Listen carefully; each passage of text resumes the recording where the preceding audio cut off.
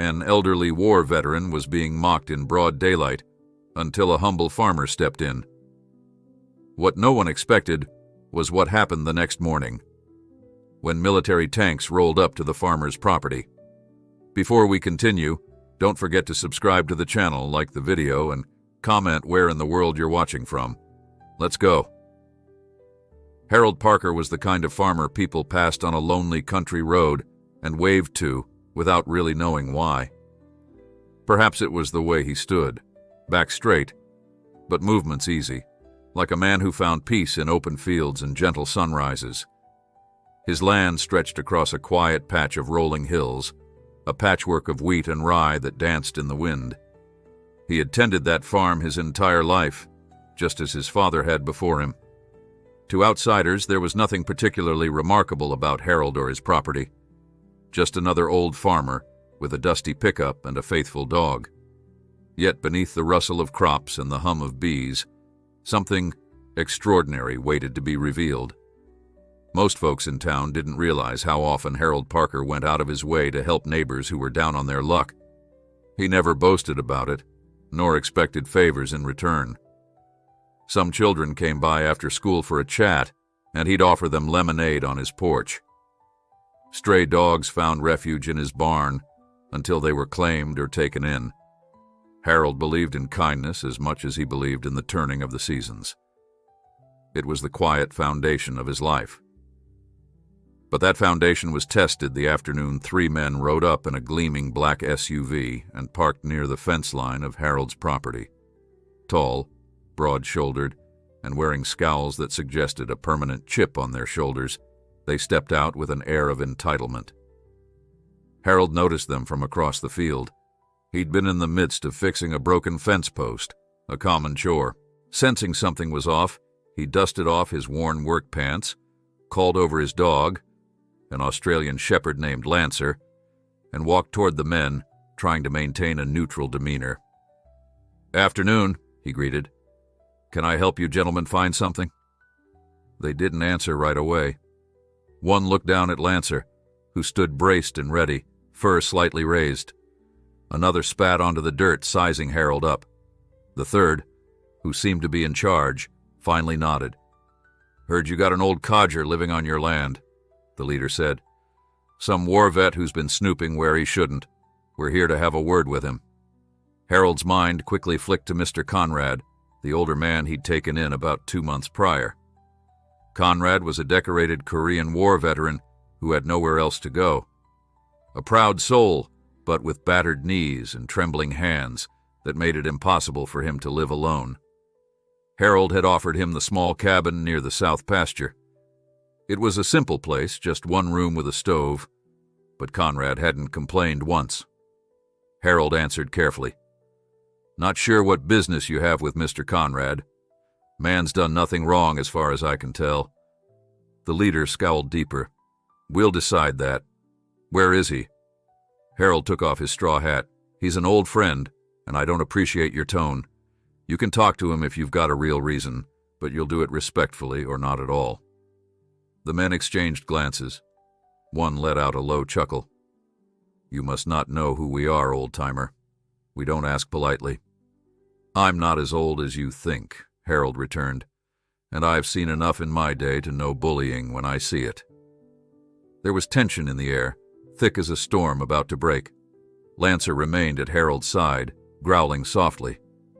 Harold was outnumbered and outmuscled by these strangers. The nearest neighbor lived a mile away. No cavalry was coming. But Harold stood firm. Finally, the lead man shrugged. "If you're so bent on protecting that worthless war dog, we'll do this the hard way. Move aside, or you'll regret it." Harold's grip on his hat tightened, and he could almost feel the pulse racing in Lancer's chest. Yet in Harold's steady voice, there was not a trace of fear. "Conrad's no trouble to anyone. You want him, you got to go through me." Those words lingered in the hush that fell. The middle man took a step forward, fists clenched, ready to teach Harold a lesson. Before he could swing, a new sound cut through the tension, the distinct click of a shotgun hammer being thumbed back. They all turned to see a figure leaning on a crutch, the barrel of a well-worn shotgun aimed from the far side of the yard. Though his hair was white and his shoulders were frail, Mr. Conrad had the unwavering poise of a man who'd once commanded entire platoons. "Harold," the old veteran called, "these men bothering you?" Harold gave the strangers a measured look. "Seems so, Conrad." Conrad coughed, shifting his crutch. "Gentlemen, last time I pointed a gun was 1953 at a place called Pork Chop Hill. I sincerely hope you don't make me relive those days."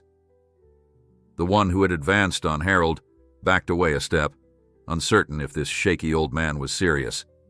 The leader clearly didn't want to be threatened by a cripple, but there was something in Conrad's eyes that made him hesitate. Maybe it was the unwavering confidence or the memory of hearing such stories from their own grandparents. Regardless, their bravado was faltering. The leader spat out another insult, though his tone had lost some of its earlier venom. "We'll be back," he growled. "You're making a huge mistake, Parker. Mark my words." Harold took a slow breath, gesturing for Conrad to lower the shotgun. The men climbed into their SUV, tires spinning as they peeled away. A swirl of dust hung in the air long after they had gone. When it settled, Harold walked over to Conrad, gently helping him keep his balance. "Appreciate the backup, old friend," Harold said, returning Conrad's shotgun to its resting position under the man's arm. "Though I don't like how quick they were to threaten you." Conrad's eyes were distant, as if reliving battles from decades ago. "I can handle myself, but something tells me those fellows won't give up easy."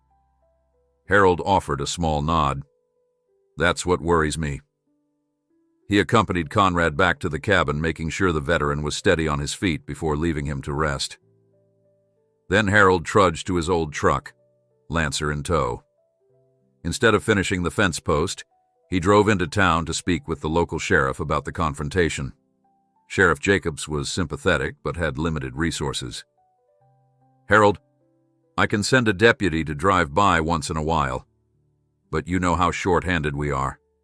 And if these men have bigger connections, it might take more than a couple of warnings to keep them away." Harold understood. It was a small community, not used to criminals who meant real harm. He returned home, the day's final light flickering across endless wheat fields. A hush settled over the farmland as the sun dipped below the horizon, painting the sky in shades of lavender and gold. Despite the tranquil scene, unease stirred in Harold's chest. That night, sitting at his worn kitchen table, Harold reread some old letters Conrad had received from other veterans. They spoke of times Conrad had saved his squad from ambush, times he'd risked his life for the greater good. The thought of bullies harassing a man who once fought for his country dug at Harold's sense of justice. He vowed he wouldn't let them harm his friend. He hardly slept. Every time he closed his eyes, he pictured the glare of headlights, the crunch of tires on gravel, and the smug sneers of those men who threatened him. Near midnight, he grabbed his old rifle, laid it on the kitchen counter, and waited by the window, Lancer at his feet. But the hours passed in silence. When dawn finally broke, Harold stepped onto the porch. The crisp morning air carried the scents of damp earth and springtime blossoms. He inhaled, feeling his nerves settle just a bit. No sign of trouble. Perhaps, he mused, they had decided to move on. Then he heard an unexpected rumble in the distance, like thunder without a cloud in the sky. Lancer's ears perked. Harold scanned the horizon, confusion mixing with alarm. He saw dust rising on the road that wound toward his farmhouse. Squinting, he made out a dark shape. Then another, then another. The hum became a roar, the dust cloud bigger. Suddenly he recognized the silhouettes. Armored vehicles, too large to be regular trucks, each trailing behind the other like an unstoppable convoy. He set down his coffee, heart pounding. Why would tanks, actual tanks, be rolling down a lonely dirt road toward his property? Panic threatened to take hold, but he forced himself to stay calm. He rushed into the house, grabbed the rifle, and told Lancer to stay close. As the thunderous noise drew nearer, A voice in the back of Harold's mind whispered that he'd stepped into something far bigger than a scuffle with bullies. Within minutes, the lead tank came into full view, an imposing beast of steel that tore up the earth beneath its treads. Behind it, an entire line of heavy vehicles followed. Harold's eyes darted to Conrad's cabin. There was no way the old vet wouldn't hear this commotion. A quick glance confirmed that Conrad stood on his small porch, stooped but watchful, cane in one hand, binoculars in the other. Harold tightened his grip on the rifle. "Conrad," he called out, "you seeing this?" Conrad nodded, stunned. "I see it, and I don't like it." In front of Harold's driveway, the tanks came to a grinding halt, their engines roaring in the stillness of the country morning. A figure in fatigues jumped down from the first tank, arms raised in a gesture that could have been greeting or caution. More soldiers disembarked, forming a disciplined line. Harold's heart hammered. He didn't know whether to aim his rifle or stand down. The man in fatigues approached slowly, removing his helmet to reveal short-cropped gray hair. Despite the stern lines on his face, there was no hostility in his gaze. "Mr. Parker?" he asked in a level tone. Harold swallowed. "That's me." "My name is Colonel Harris," the officer explained. "I'm with the United States Army Armored Division out of Fort Benton. We got a call late last night, requesting a security operation to protect a retired war hero from a credible threat." Harold cut a glance over to Conrad, who gripped his cane with whitening knuckles. "A call from who?" The colonel took a slow breath. "Anonymous tip, but we had reason to believe immediate protection was needed. The details pointed to this address, and to an old veteran named Conrad W. Hayes." Conrad's posture stiffened, as if hearing the echo of his own name from a time long ago. Harold felt his pulse thrumming in his ears. This was far from anything he'd expected. "You're saying someone arranged for you to come here? All these tanks? All these soldiers?" Colonel Harris offered a respectful nod. "Yes, sir. The tip indicated that men with ties to organized crime threatened Mr. Hayes. Our orders are to ensure his safety and yours until the local authorities can neutralize the threat." Astonishment swept through Harold, but behind that, relief blossomed. The bullies from yesterday might have been bigger fish than he realized. They must have been connected to something more dangerous. Yet now, an entire armored battalion stood ready to defend an old soldier who'd done more for his country than most would ever know. It was a sight so surreal, it almost felt like a dream. Before Harold could gather his thoughts, the colonel extended his hand. "We owe men like Mr. Hayes a debt of gratitude.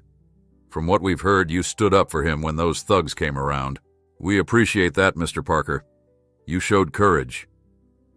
Harold hesitated, then shook the colonel's hand. "He's a friend," he said simply. "Didn't expect all this in return." At that, Colonel Harris actually smiled. "Sometimes good deeds spark bigger responses than we anticipate. We'll set up a temporary base here. If you prefer, we'll position the vehicles further out so as not to disturb your fields." Harold exhaled, trying to make sense of everything. He could see Conrad in the distance, leaning heavily on his cane, tears brimming in the old vet's eyes.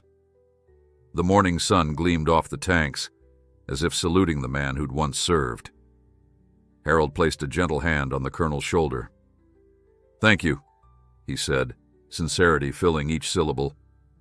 "I don't quite know how to handle an army in my driveway, but I appreciate you coming." "We're here to help," Colonel Harris assured him.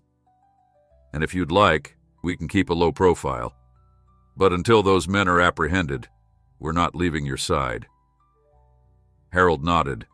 Something told him that the simple life he'd known was about to change in ways he couldn't yet imagine. Lancer nudged at Harold's leg, sensing his unease. But for now, at least, a group of dangerous men had met a force far greater than their bullying, and the old war vet who'd once risked his life for others could find a measure of peace, knowing an entire armored division had come to stand guard. Harold took off his hat, gazing at the imposing line of tanks parked along his driveway. He never asked for such grandeur, nor had he imagined that defending a friend would bring the might of the U.S. Army to his doorstep. Yet, here it was, a testament to how one act of loyalty could mobilize an overwhelming response. Somewhere, the men who threatened Conrad might be stewing, wondering what had gone so wrong. As the morning sun rose higher, Harold felt a surge of hope. Maybe there was still some justice in the world, that ordinary farmers like him and war veterans like Conrad wouldn't be left to fend for themselves. Perhaps goodness still had powerful allies. He glanced at Conrad, then back at Colonel Harris and his soldiers. There in the hush of the farmland, overshadowed by tanks, Harold Parker realized that a new chapter in his life had begun. Colonel Harris had encountered complicated missions in the deserts of the Middle East, in the jungles of remote islands, and in battered war zones where every corner was a gamble.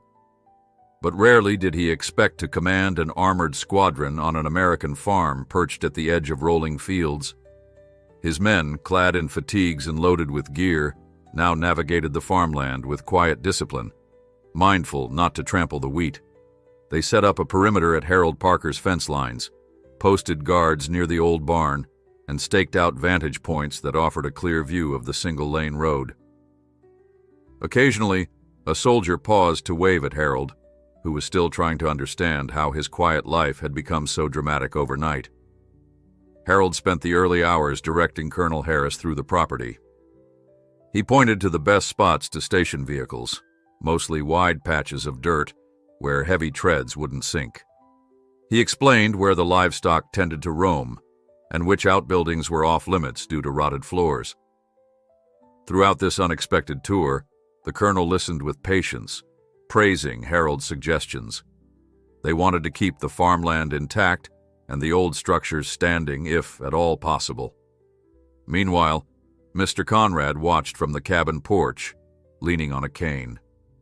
In the decades since the war, he'd grown accustomed to living a simple life, grateful to have made it home when so many hadn't. Seeing tanks lined up around Harold's fields stirred memories that made his heart skip beats. He recalled the bitter cold of Korean winters, the eerie hush before an enemy advanced, and the deafening thunder of artillery. Now, from the safety of this rural patch, Conrad stared at the imposing sight of a modern armored division and wondered who had called them. He had no close family left, no children to phone for help, no siblings who might have contacts in the military. So who had the pull to arrange such a strong response? As he reflected, a pair of soldiers approached him. One, a young private with bright eyes, took off his helmet and smiled. "Sir, do you need anything? We can bring supplies to your cabin." Conrad shook his head, but the private and his partner persisted. They led him to a small field chair they'd set up beneath a shade tree, wanting the old soldier to be comfortable. Conrad couldn't help but feel touched by their kindness. By mid-morning, the peaceful farmland had transformed into a base, humming with quiet readiness. Harold overheard chatter on radios, discussions of suspicious vehicles, talk of how best to keep watch overnight, and speculation about why criminals would target a war vet. In a lull, Colonel Harris joined Harold near an abandoned well at the edge of the property. "Strangest assignment I've had stateside," the colonel admitted, removing his cap to wipe sweat from his brow. "But if half of what we've heard is true, it's critical we stand guard." Harold studied the officer's face. "I just wonder who made that call. Conrad doesn't have many connections." The colonel shrugged. "Sometimes veterans have a network that runs deeper than they admit. If Mr. Hayes ever did something above and beyond for a higher-up, it's possible that favor was returned now." "And these men who threatened him, any clue who they might be?" Harold asked quietly. "That's what we're sorting out," Harris replied. "We've got intel from local law enforcement, but details are scarce. They might be part of an organized ring that preys on vulnerable seniors, especially war vets who receive pensions. We suspect they've threatened others in the region." The words stung Harold. He pictured folks like Conrad, Men who'd once served with bravery, now forced to rely on farmland generosity. The idea of bullies taking advantage of them enraged him. "Well, you've got my gratitude, Colonel," Harold said. "I may not understand all of it, but I won't deny feeling safer with you around." The colonel smiled. "Glad to hear it, Mr. Parker. Let's just hope we don't have to put any of this equipment to real use." Around midday, a swirl of dust on the road announced the arrival of someone else. Sheriff Jacobs' SUV came into view, crawling past the tanks with a certain wide-eyed awe. The sheriff stepped out, adjusting his hat, as though uncertain how to address the line of armored vehicles, but he spotted Harold and walked over, nodding to Colonel Harris. "Seems you got quite the cavalry here, Harold." Harold let out a short laugh. "Understatement of the year, I reckon." Colonel Harris introduced himself, then listened as Jacobs filled them in on updates. "My deputies have been canvassing the area, but so far, those men who threatened you haven't turned up. We did get a report that a black SUV was spotted near Willow Creek, same one you described, but by the time we arrived, it was gone." Harris frowned. "We'll keep watch. My men are setting up scanning equipment for incoming traffic. If they return, we'll be ready." The sheriff raised his brows. "This is a lot of force for a few bullies, but I guess they're bigger fish than we realized." Harold recalled the venom in those men's voices, the ease with which they threatened violence. "I have a feeling they won't just fade away." Before Jacobs left, he handed Harold a card. "There's a veterans support organization in the state capitol. Maybe Mr. Conrad has contacts there. Could be the missing piece to how the Army got word so quickly." Harold pocketed the card, thanking the sheriff for dropping by. As the lawman's SUV departed, the tension lingered. Colonel Harris retreated to confer with his platoon leaders, leaving Harold to roam the yard and check on Conrad. He found the old vet sitting under the shade tree, apparently dozing.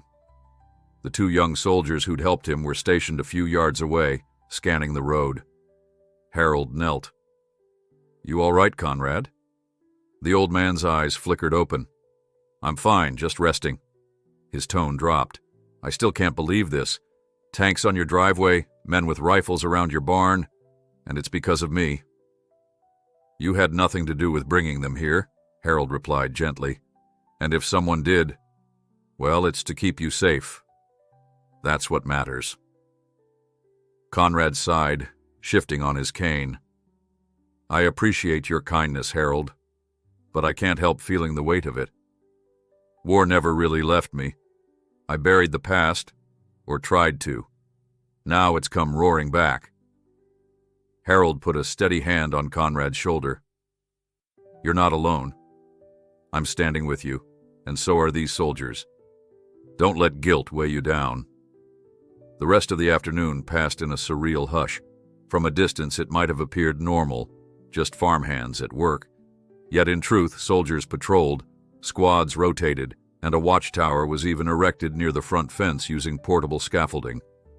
The occasional whine of radio static filled the air, a quiet reminder that danger still loomed. By evening, Colonel Harris declared the perimeter secure.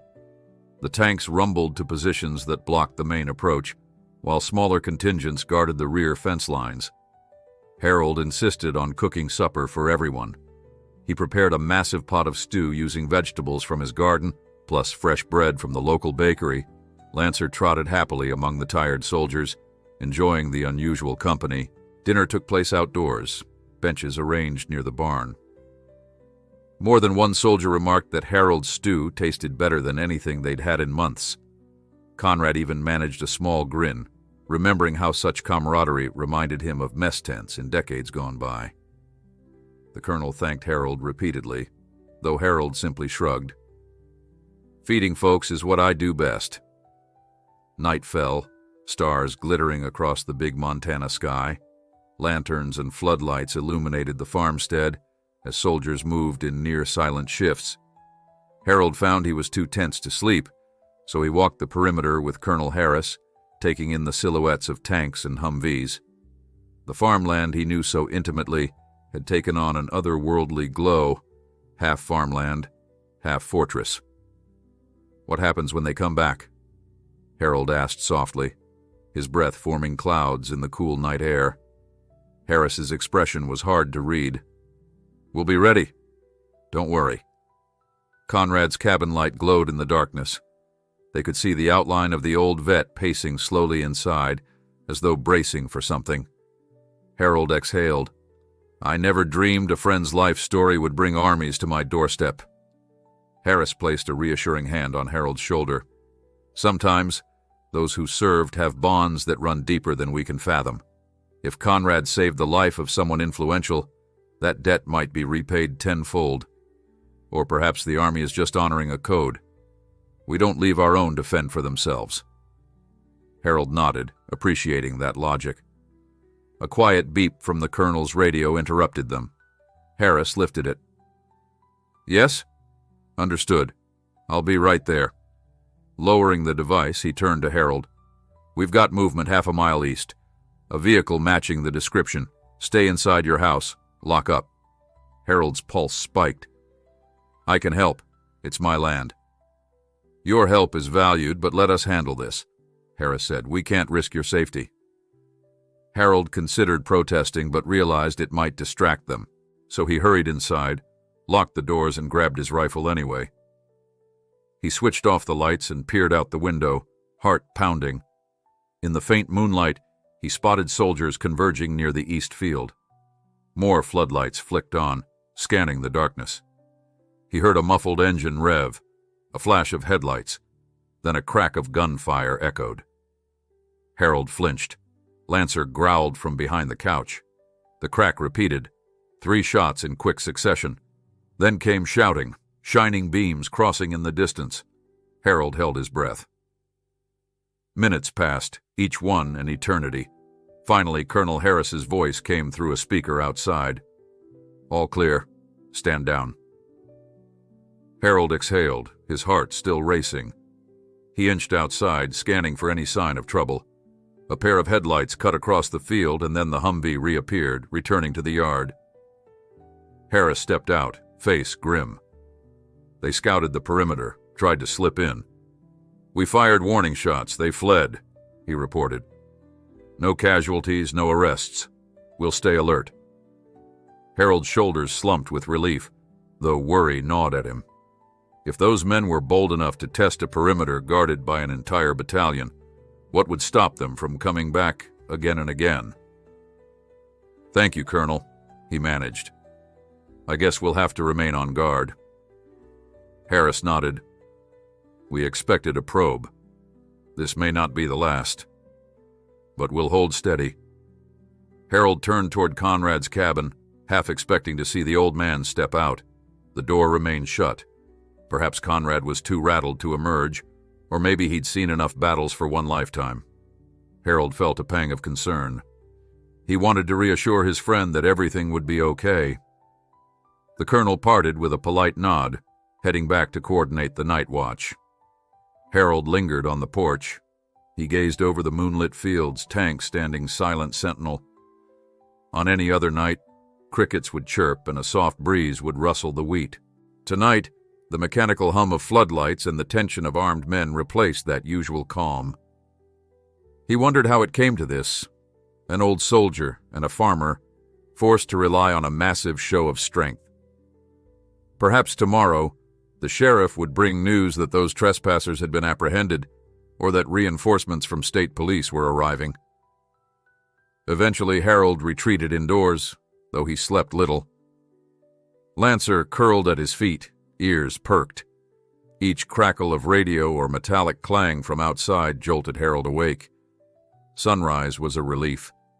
He rose early to brew coffee, stepping into a morning-tinted pink and orange. Soldiers were already at work, stoic as ever. Colonel Harris approached with a crisp salute. "We've got a lead, Mr. Parker." The black SUV was spotted. "The men might be holed up in a motel 20 miles south. State troopers are moving in." A flicker of hope. "So soon? That's good news." Harris exhaled. "If it's truly them, this could end quickly. Meanwhile, we'll hold the line." Harold mustered a faint grin. "Thank you." He offered a mug of coffee. The colonel accepted, sipping with a nod of gratitude. Over the rim, he studied Harold. "You're holding up all right?" Harold shrugged. "I'd be lying if I said I wasn't rattled, but I'd do it again for Conrad." Harris set the mug aside. "That loyalty is why we're here. Maybe in a few days you'll have your farm back to normal." With that, the colonel walked off to address his unit. Harold remained, coffee in hand, scanning the ring of tanks and vehicles. He prayed that the sheriff and troopers would indeed capture those men, so that Conrad could live in peace. One more day of vigilance, one more night of tension. Perhaps soon, a day would dawn with the farmland free of threats and the old war vet safe from harm. Harold Parker stood in his driveway, mug of coffee in hand, watching as Colonel Harris's soldiers broke camp for the day. The morning sun was climbing, catching on the barrels of the tanks and turning them to hazy gold in the distance. From the porch, Lancer gave an occasional bark, more from excitement than alarm. Soldiers milled about in careful routines, checking gear and vehicles. One or two even waved at Harold, who managed a polite nod. Despite the tension, he felt a reluctant fondness for these courteous men and women who had set aside every comfort to protect him and Conrad. The sheriff's early report was encouraging. A black SUV matching the Bullies' description had been spotted at a rural motel. State troopers were on their way. Still, nothing was guaranteed. Colonel Harris had relayed that it might just be a similar vehicle or a decoy. Harold tried to focus on the possibility that their troubles could end soon. He forced himself to keep moving, hoping routine chores might calm his nerves. With Lancer at his side, he gathered eggs from the chicken coop, fed the goats in their pen, and paused to check that the irrigation channels were flowing properly. Yet the normalcy felt surreal amid the hum of radios and the sight of camouflage uniforms weaving between rows of wheat. On another day, he might have offered them a quick lesson on seeding or soil. Now everyone's mind was on security.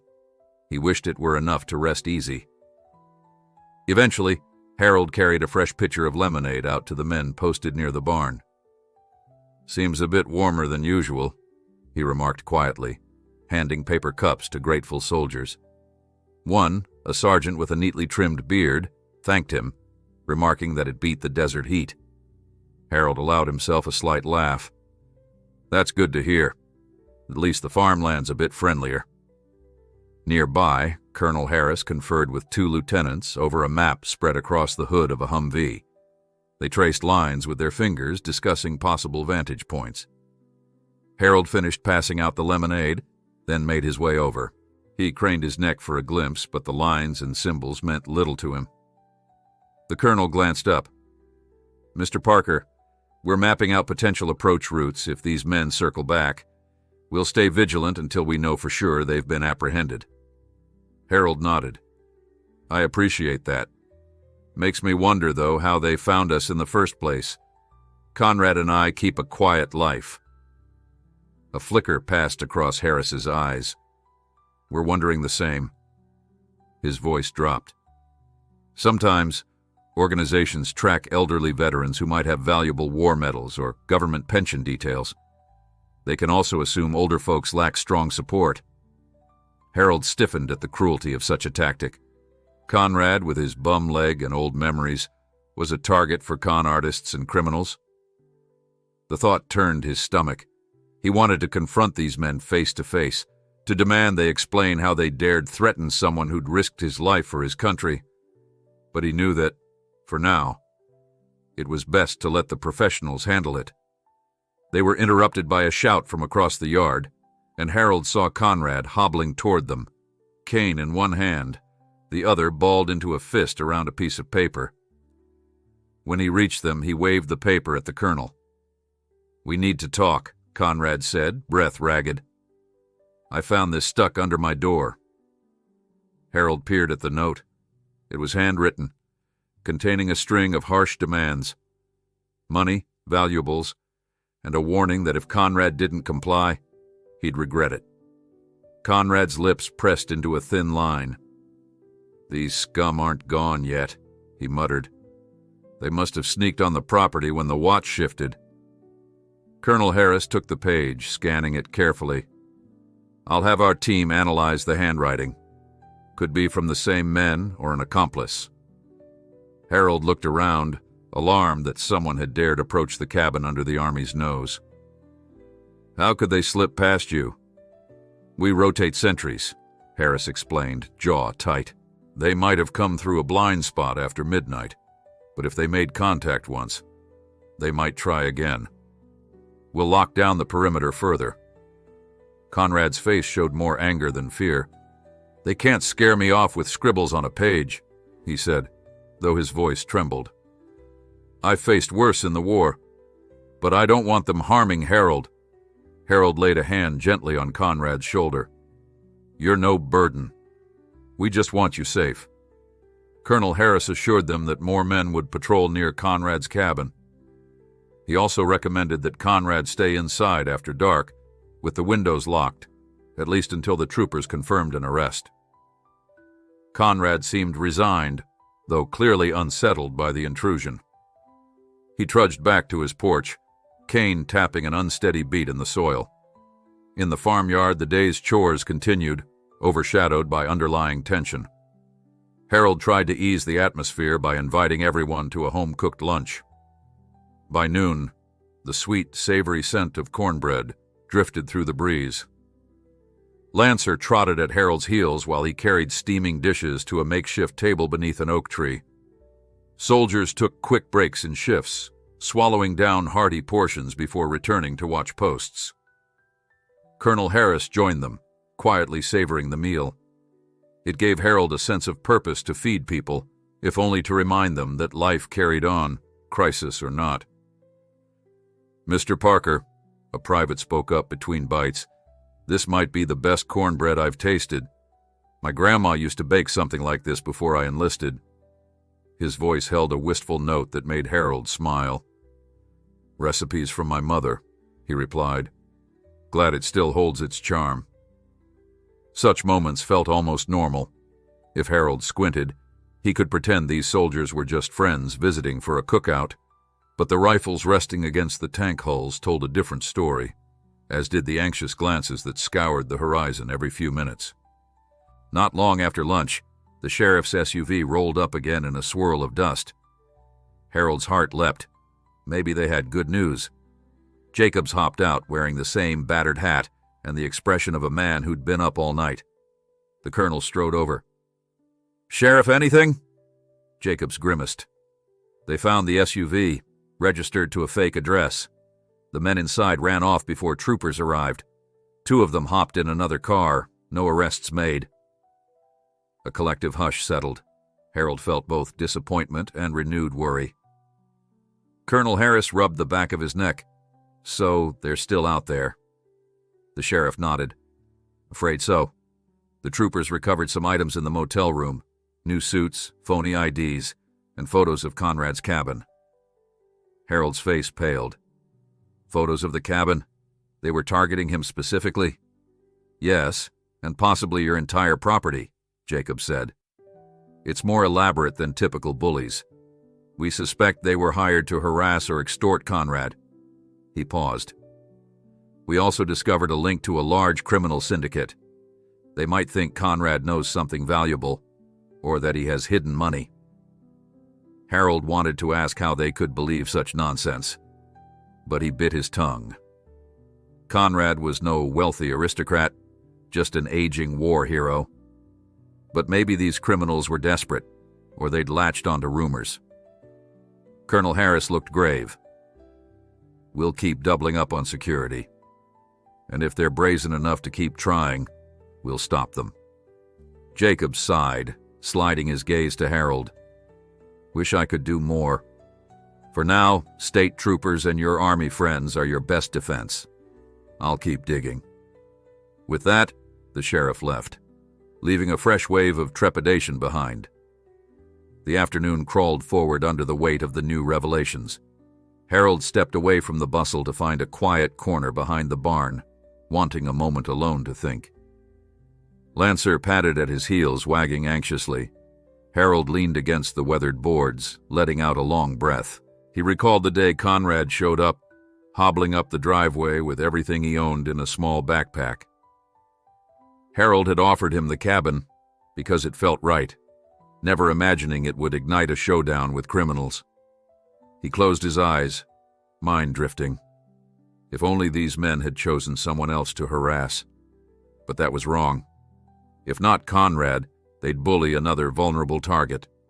Harold told himself that maybe by standing firm, they were helping the next person who'd otherwise fall prey to this gang.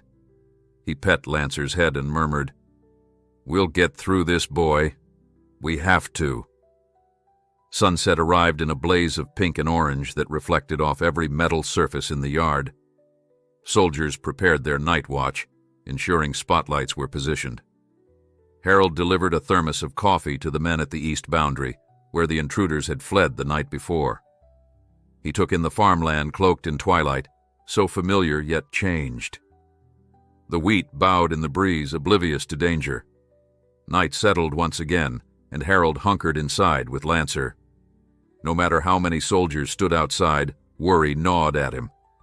He cooked a small meal but found he had no appetite. Instead, he warmed a plate and carried it to Conrad's cabin. The old man opened the door with a shaky smile. "You're too kind, Harold." Harold stepped inside, noticing the shadows flickering across worn walls. "You hardly left this place all day. Thought you might be hungry." Conrad sank into a battered chair, taking the plate. "Thank you." His gaze flicked to the window, beyond which soldiers patrolled with flashlights. "Don't you wonder who called them, or why they responded so decisively?" "I do," Harold admitted, "but I'd like to think that no matter how big the military, they still care about one of their own." Conrad's eyes glistened in the lamplight. "I used to think the Army forgot men like me after so many years. This changes my perspective." Harold sat on a stool. "Sheriff Jacob says those men had pictures of your place. They might think you're hiding something." Conrad set down his fork, jaw tightening. "They're misinformed if that's the case. Everything I have is in this cabin." He looked down at his trembling hands. "Unless they're after information." Harold leaned forward. "Information about what?" The old vet's expression clouded. "I can't say for sure, but back during the war I dealt with intelligence I never talked about. Could be someone out there believes I've got secrets worth selling. Even though it's all decades old, rumors might persist." Harold felt a jolt of realization. Maybe these criminals believed Conrad possessed knowledge that could fetch a high price on the black market. "That's wild, but not impossible." He stood, offering a reassuring pat on Conrad's shoulder. "Either way, we won't let them intimidate you." Outside, a soldier's voice echoed, confirming radio checks. Harold bade Conrad good night, stepping back into the crisp air. Night insects buzzed, a gentle symphony beneath the tension. He glimpsed Colonel Harris at the far end of the yard, conferring with a cluster of troops. Something told Harold that tonight might not be any quieter than the previous one. Shortly after midnight, Harold dozed on his couch, rifle in reach, Lancer curled at his feet. Then came a sudden chorus of raised voices. Floodlights snapped on. Harold jolted awake, bounding to the window. He saw silhouettes running across the yard, shouting commands into radios. Another infiltration? Heart thumping, Harold flung open the door in time to see a soldier sprint by, shouting to another, "Contact behind the west fence!" A shrill alarm sounded from one of the Humvees, and beams of light cut across the fields. More bursts of gunfire shattered the stillness. Harold's chest constricted. He forced himself not to panic. The army was prepared, but the thought of these men breaching the property anyway filled him with dread. Gunshots echoed again, sharper this time. Harold ducked behind the porch railing, glimpsing the flash of muzzle fire near his barn. A soldier yelled, "Put your hands up!" The retort came as another volley of shots from the intruders. Then Colonel Harris's voice roared, "Cease fire! Surrender now!" The night erupted in chaos. Harold prayed no one was hurt. He clutched his rifle, scanning the darkness for any sign of the criminals or the soldiers in peril. The air smelled of gunpowder, and the dusty yard glowed with the harsh glare of headlights. Lancer pressed against Harold's leg, trembling. From the corner of his eye, Harold saw a shape dart toward Conrad's cabin. Fear streaked through him. Conrad was alone.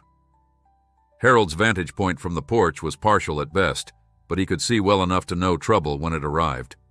Another flash of muzzle fire cut across the night, the bursts stark in the darkness.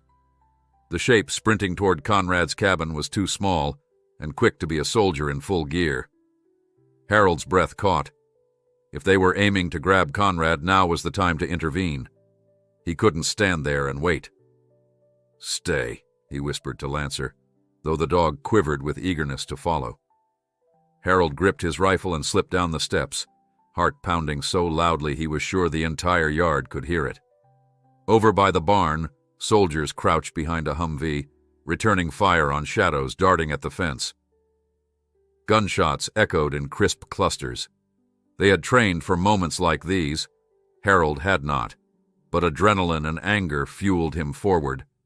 Colonel Harris's voice rang out through the chaos. "Hands where we can see them! On the ground!"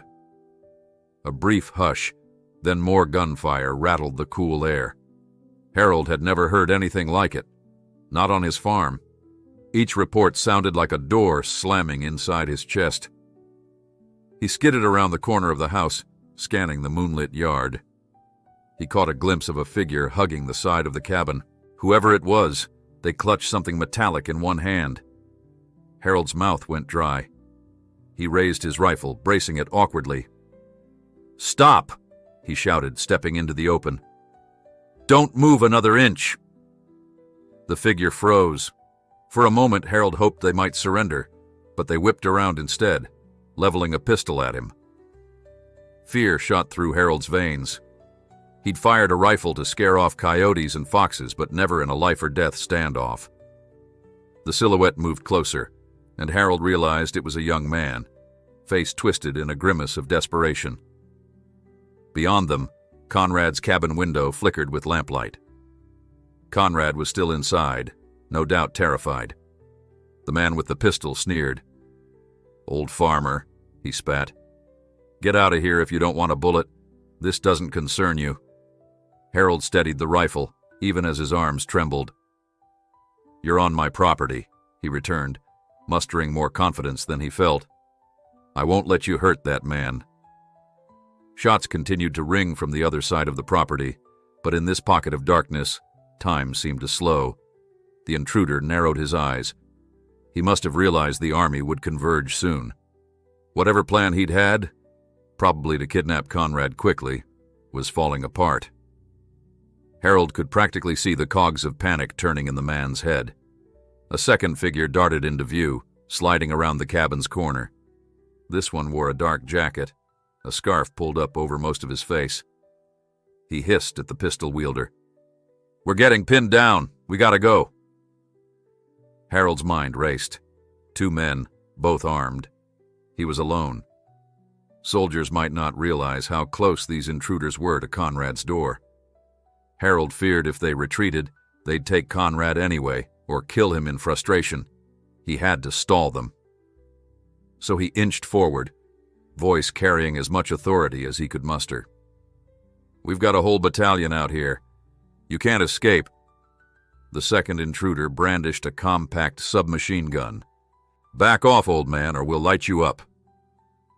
He started moving around Harold's left side, presumably to flank him, but a sudden flood of light swept across them. 2 beams of flashlights from approaching soldiers found the trio, illuminating the tension in stark clarity. "Drop your weapons," barked a soldier's voice. Harold heard hurried footsteps in the grass behind him. Relief and fear warred inside him, hoping no one would pull the trigger. The intruders cursed, raising their guns in desperation. One soldier fired a warning shot that tore a chunk of earth near the cabin steps. Dirt sprayed upward. Shouts rang out, "Get down now!" The men whirled to run, But more soldiers appeared at the edge of the yard, cutting off their escape. Harold caught a glimpse of Colonel Harris among them, sidearm drawn. The colonel's tone carried lethal calm. "This is your final warning," he shouted. "Drop the guns." For a heartbeat, Harold thought they might surrender. Then the man with the pistol fired twice at the nearest soldier. Sparks erupted against a Humvee's metal flank, and Harold's stomach lurched. He didn't even think. He fired his rifle, the recoil slamming his shoulder.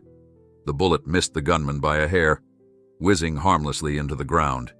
The intruder pivoted, raising his weapon at Harold again, but a soldier's well-aimed shot cut him down before he could pull the trigger. He dropped, weapon clattering. The second intruder, the one with the submachine gun, dove behind a battered pile of lumber near the cabin. Another soldier advanced, returning fire. In the glare of flashlights, the assailant's scarf slipped, revealing wide, desperate eyes. He shouted in pain as a bullet grazed his arm, then toppled backward, writhing. Colonel Harris rushed up, leveling his sidearm. "Stay down," he ordered, pressing a boot on the man's wrist so he couldn't lift the gun again. Harold stood frozen, rifle still raised, heart hammering. He hadn't meant to shoot at anyone, but in that split second, fear had guided him. Colonel Harris barked instructions, and more soldiers converged. Two medics hurried over, one checking on the subdued intruder, another on the man who'd been shot. Harold swallowed hard, stepping away so they could do their work. "Harold," Conrad's voice rasped from behind the cabin door. Then he opened it just enough to peer out, trembling. "You okay?" Harold managed to nod. "Yes," he croaked. "You?" Conrad exhaled shakily. "Alive, good enough." The old vet's gaze went to the men on the ground. They were determined. Several soldiers secured the area, verifying there were no more lurking threats. Colonel Harris marched up, stowing his sidearm. "We've got them," he reported. Two more tried to breach the west fence. "They're in custody. The rest scattered, but we'll mop up." Harold nodded, adrenaline still coursing through his veins. He took a shuddering breath, staring at the limp body of the man who'd shot at him. The medics were already administering aid, though he was clearly unconscious, maybe worse. The soldier who'd taken that bullet on the Humvee was shaking off the shock, armor vest showing a fresh dent. Thank God no soldier had been seriously hurt. Conrad stepped out warily, cane tapping the ground. Colonel Harris gestured for him to stay put while they finished clearing the yard.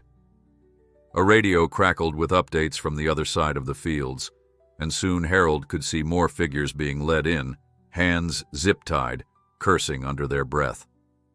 The headlights of Humvees swept across their angry, frightened faces. Gingerly, Colonel Harris took Harold by the arm, guiding him aside. "You all right, Mr. Parker?" His gaze flicked to the rifle in Harold's grip, still smoking faintly. That was a close call. Harold forced himself to breathe normally. Yes, I'm fine, I suppose. Never had to fire at a person before." The weight of that reality pressed on him like a vice. He set the rifle down carefully. "I was aiming to scare him off. Didn't expect it all to go off so fast." Harris nodded, placing a reassuring hand on Harold's shoulder. "No one blames you. You acted under threat. Lives were at stake." Harold couldn't shake the tightness in his chest, but he mustered a nod. "Thanks, Colonel. I'm just relieved we're alive." Within minutes, the yard brimmed with movement. Soldiers frisked the detained men, retrieving more weapons and suspicious documents. Flashlights danced over the ground, illuminating spent casings, footprints, and scattered gear. Medics carried the wounded intruder onto a makeshift stretcher. The one who'd been fatally shot lay beneath a covering. Harold averted his eyes, grappling with the swirl of horror and relief that battled within him. Conrad eased closer, brow furrowed as he surveyed the aftermath. "So that's it then?" he asked quietly. "Is it over?" Colonel Harris turned to him. "We'll need to confirm that none of their partners got away. We captured 4 men, not counting the deceased. We suspect more were involved, but if these four are ringleaders, it should weaken their threat. Conrad's grip on his cane tightened. Just like that, these fools show up, bullets fly, and everything changes. He swallowed. I'm sorry to have brought this trouble here. Harold shook his head firmly. No, Conrad, I told you. You're part of my household now. If criminals come after you, they come after me too. I'd rather we faced it together. Through the swirl of uniforms, flashlights, and equipment, the men exchanged a somber nod. This farmland would forever bear the marks of the night's violence, even once the bullet casings were gone. Harold wondered if the fields would feel different in daylight, or if the memory of muzzle flashes would haunt him whenever he looked at his barn. A pair of soldiers led one captured intruder toward Colonel Harris. The man, sullen and bruised, spat on the ground. Harris regarded him coolly. Who sent you? The man glared, refusing to answer. Harris signaled, and they dragged the captive away to a Humvee where other detainees were being held. Tomorrow, the county authorities would join in for official questioning. Harold's stomach churned, imagining the endless interviews and the confusion that would follow. But if it meant Conrad could live in peace, it was worth it. He drifted toward the cabin, leaning on the railing. Lancer, who'd hidden inside, now poked his head out with a whine. Harold bent to pat him. It's okay, boy, he whispered, though tears stung his eyes. We're okay. The dog rested his muzzle on Harold's knee, picking up on his turmoil. Moments later, Colonel Harris approached again, this time removing his helmet. The colonel's expression was still determined but tinged with empathy. Mr. Parker, once local law enforcement arrives to process the scene, my unit will remain until we confirm the threat is neutralized. Harold studied the colonel's face. I understand. Thank you. I know you still need official statements. I'll cooperate. Harris nodded. Your account will help, especially since you confronted them, but don't dwell on what-ifs or blame yourself. We had to keep Conrad safe, and you stepped up. That's what matters. Beyond them, the gloom revealed broken fence posts and scattered footprints. The earlier gunfight near the barn had scuffed the dirt, leaving an ugly scar. Soldiers patrolled with cautious movements, scanning for any hidden stragglers. The swirl of headlights turned the farmland's calm night into something out of a newsreel. Harold sighed, worn to the bone. Colonel, do you think more criminals might show up? Hard to say, Harris admitted, but with these arrests and the resources we have, it'll be much harder for them. They've lost the element of surprise. I suspect they'll scatter or wait for a better chance. Either way, we'll be here as long as needed. Harold nodded. I want Conrad to have peace. If these men were part of a bigger group, that might not be so simple. Colonel Harris glanced at Conrad, who stood a short distance away, shoulders bowed. We'll find out. The authorities will get answers during interrogation. Anyone behind these men is bound to be nervous now. Harold let that assurance settle. He rubbed his tired eyes, counting the minutes until dawn. The weight of exhaustion and sorrow hung on him like a shroud. He heard a soldier call out, "All clear on the perimeter," and a small wave of relief washed over him. They had survived another night, one that ended in death for at least one of the attackers. Harold prayed this violence would not repeat. Conrad joined them, voice hushed. Harold, do you think we can ever go back to normal? Harold glanced at Colonel Harris, then set a hand on the old man's arm. If there's one thing farmers learn, it's that nature keeps turning over a new day. We'll fix fences, patch bullet holes, and keep living. I won't pretend it won't haunt us, but life will go on. A soldier's radio crackled with chatter about the next steps, and Colonel Harris excused himself to supervise the detainees. Harold and Conrad stood under the faint glow of a security lamp, silent, as they watched men hustle about. Lancer pressed against Harold's leg again, seeking comfort.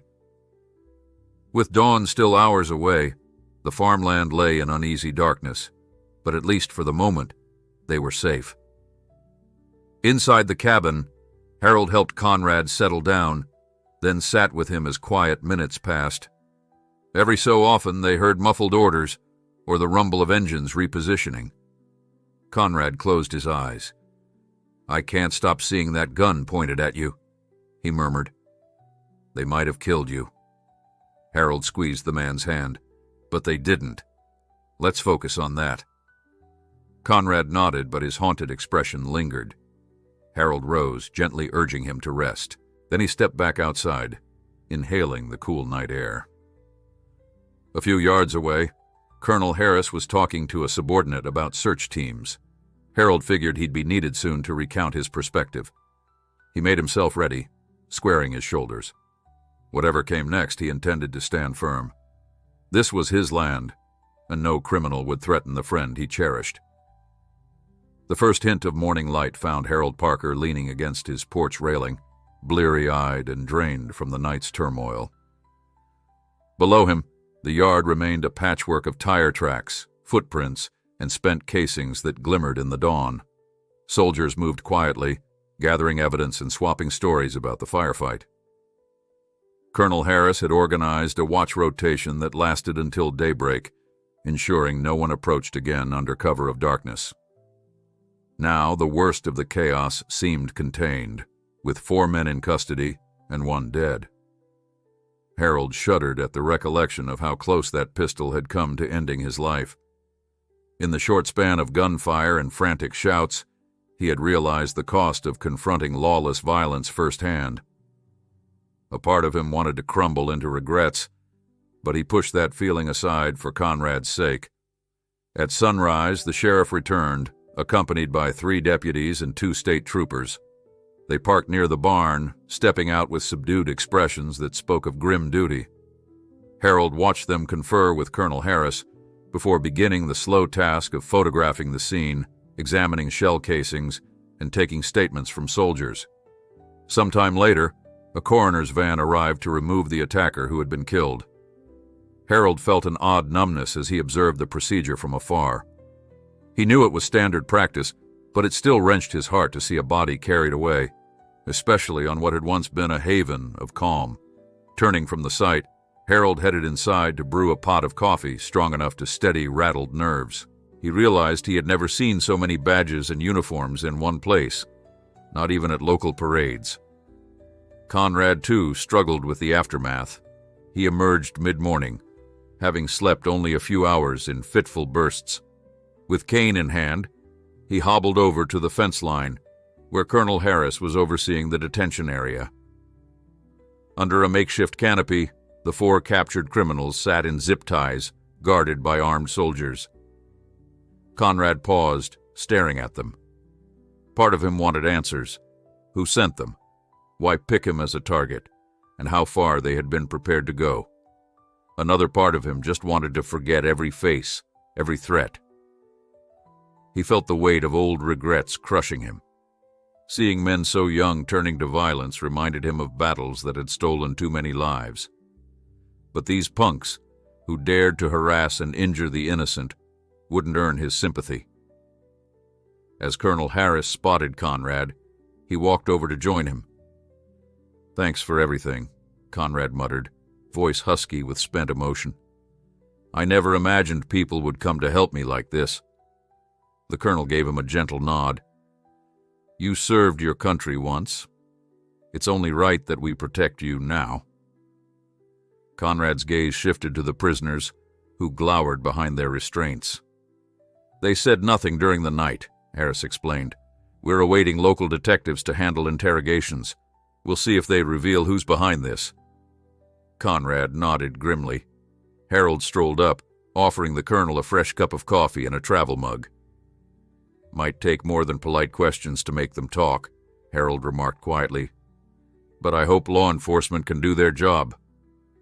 Harris took a sip, eyes scanning the horizon. "In my experience, criminals tend to turn on each other once they realize the game is up." Before noon, a sedate flurry of official activity enveloped the farm. Plainclothes detectives arrived, stepping out of unmarked cars. They carried file folders, took photographs, and carefully documented the scattered footprints. One detective approached Harold, offering a polite smile. "Mr. Parker, I'm Detective Rollins. Mind if I ask you some questions?" Harold nodded, guiding Rollins toward the porch, where they settled at a small table. As the detective flipped open his notebook, Harold felt that tug of exhaustion behind his eyes. He recounted the events of the previous night in deliberate detail, hearing the gunshots, seeing the intruders near Conrad's cabin, and firing the single shot that missed its mark. Rollins listened intently, occasionally glancing up to gauge Harold's demeanor. "Sounds like you acted in self-defense," the detective concluded. "We'll file everything properly, but I don't expect charges against you." Harold's shoulders sagged in relief. Though he felt no triumph in that shot, he was grateful not to be doubted by the law. Rollins asked about Conrad, and Harold explained how the old vet came to live on his property. He described the threats Conrad endured, culminating in the scribbled note found under the cabin door. The detective took meticulous notes, brow furrowed at the mention of possible rumors about Conrad's hidden knowledge. "We'll see if they confirm any angle like that," he said. "These men might have believed he had classified intel or valuables." Harold shook his head, sipping water. "That's what confuses me," he admitted. "Conrad's just an old soldier scraping by. Hard to imagine him as a gold mine for criminals." The detective shrugged. "Bad tips and rumors can circulate in the underworld. We'll see if they talk." With official statements gathered, the detective moved on, leaving Harold to his own thoughts. As the day wore on, the Army presence slowly shifted from combat readiness to organized watchfulness. Colonel Harris's men replaced the bullet-riddled fence boards with new lumber. A few others repaired shallow ruts from the tank treads, trying to restore the yard's usual shape. Several soldiers even helped Harold with farm tasks, carrying bales of hay to the goats and assisting with heavy lifting. Harold found himself grateful, though he felt strangely guilty for not accomplishing these chores on his own. Still, every kind act reminded him that, for all the menace outside, goodness stood strong when folks rallied together. In early afternoon, a local news crew arrived, having caught wind of the story from the sheriff's office.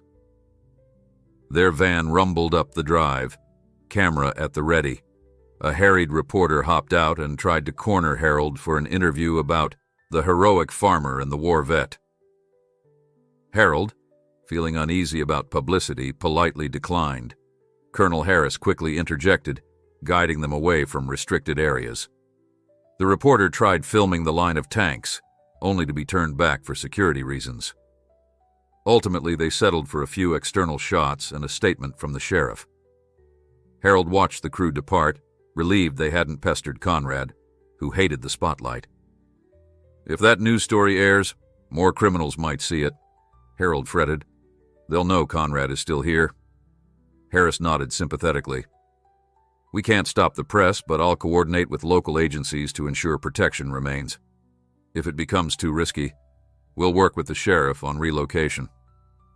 The mere thought of uprooting Conrad or himself made Harold's stomach twist. This had been his land since boyhood. Here he felt anchored to his parents' memory, to every harvest and storm he'd ever weathered. But he also recognized that for Conrad's sake, the farm might become too hot a target. Word could spread fast. By mid-afternoon, another wave of exhaustion hit Harold. He took a moment to step inside, downing half a glass of iced tea while Lancer rested at his feet. The day had turned sunny and mild, yet tension buzzed in the yard. Soldiers walked steady patrols, watchers scanned the road, and the 4 detainees remained silent. In late afternoon, Colonel Harris assembled a quick briefing near the barn. Conrad, Harold, and the sheriff gathered around. Harris revealed that 2 of the captured men had spoken quietly to a detective, implicating a small but vicious gang known for extortion and intimidation. They specialized in targeting vulnerable veterans rumored to hold secrets or stashes of cash.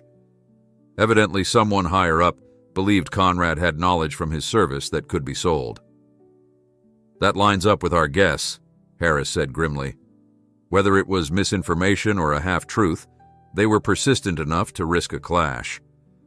The rest of the ring could be out there, but with these arrests, the ringleaders might think twice before coming again. Conrad inhaled unsteadily, relieved by the partial explanation. "All for something I don't even possess." He shook his head. "It's madness." The sheriff patted his shoulder, promising to continue the investigation. Colonel Harris agreed, vowing to keep men on site for at least another week. Harold Parker, gazing across the fields reddened by sunset, whispered a silent plea that peace would finally settle on this battered piece of land. Night settled more gently this time, with no burst of gunfire or hurried radio calls. Soldiers still patrolled Harold Parker's property, but the frantic tension of the previous evenings had dulled to a watchful calm. Harold found a fragile relief in the silence. He had taken to walking around the farm at dusk with his old lantern, checking on the goats and ensuring fences were holding steady. Occasionally, he crossed paths with a sentry who would nod politely and assure him that all was peaceful for the moment. Still, the echoes of violence lingered. Small reminders, freshly replaced fence posts, the churned dirt near the barn where bullets had ricocheted, reminded Harold that quiet could be deceiving. Conrad, too, was slower to come out of his cabin since the attack. He spent many hours indoors, occasionally stepping onto his porch to stretch his aching leg and inhale the fresh air. Harold worried about him. A man who had already endured a brutal war shouldn't have to live in fear again, yet Conrad couldn't hide his anxious glances over the horizon. That evening, Colonel Harris knocked softly on Harold's front door. Lancer, who'd been dozing in the living room, pricked his ears at the sound. Harold opened up to find the colonel looking tired but resolute, a small folder tucked under one arm. "Mind if I come in, Mr. Parker?" he asked in his calm drawl. Harold gestured him inside, offering a seat at the kitchen table. Colonel Harris set the folder down and cleared his throat. "Local authorities and state troopers have wrapped up most of the immediate investigation," he explained. "They'll still hold the men we captured, but we wanted to update you on a few developments." Harold sat across from him, the aroma of coffee lingering in the air. "I'll take any news you can give," he said. "Still feels like we're living in limbo." The colonel nodded, tapping the folder. "First of all, the detective says at least 2 of those fellows admitted they were hired to pressure Conrad for classified secrets.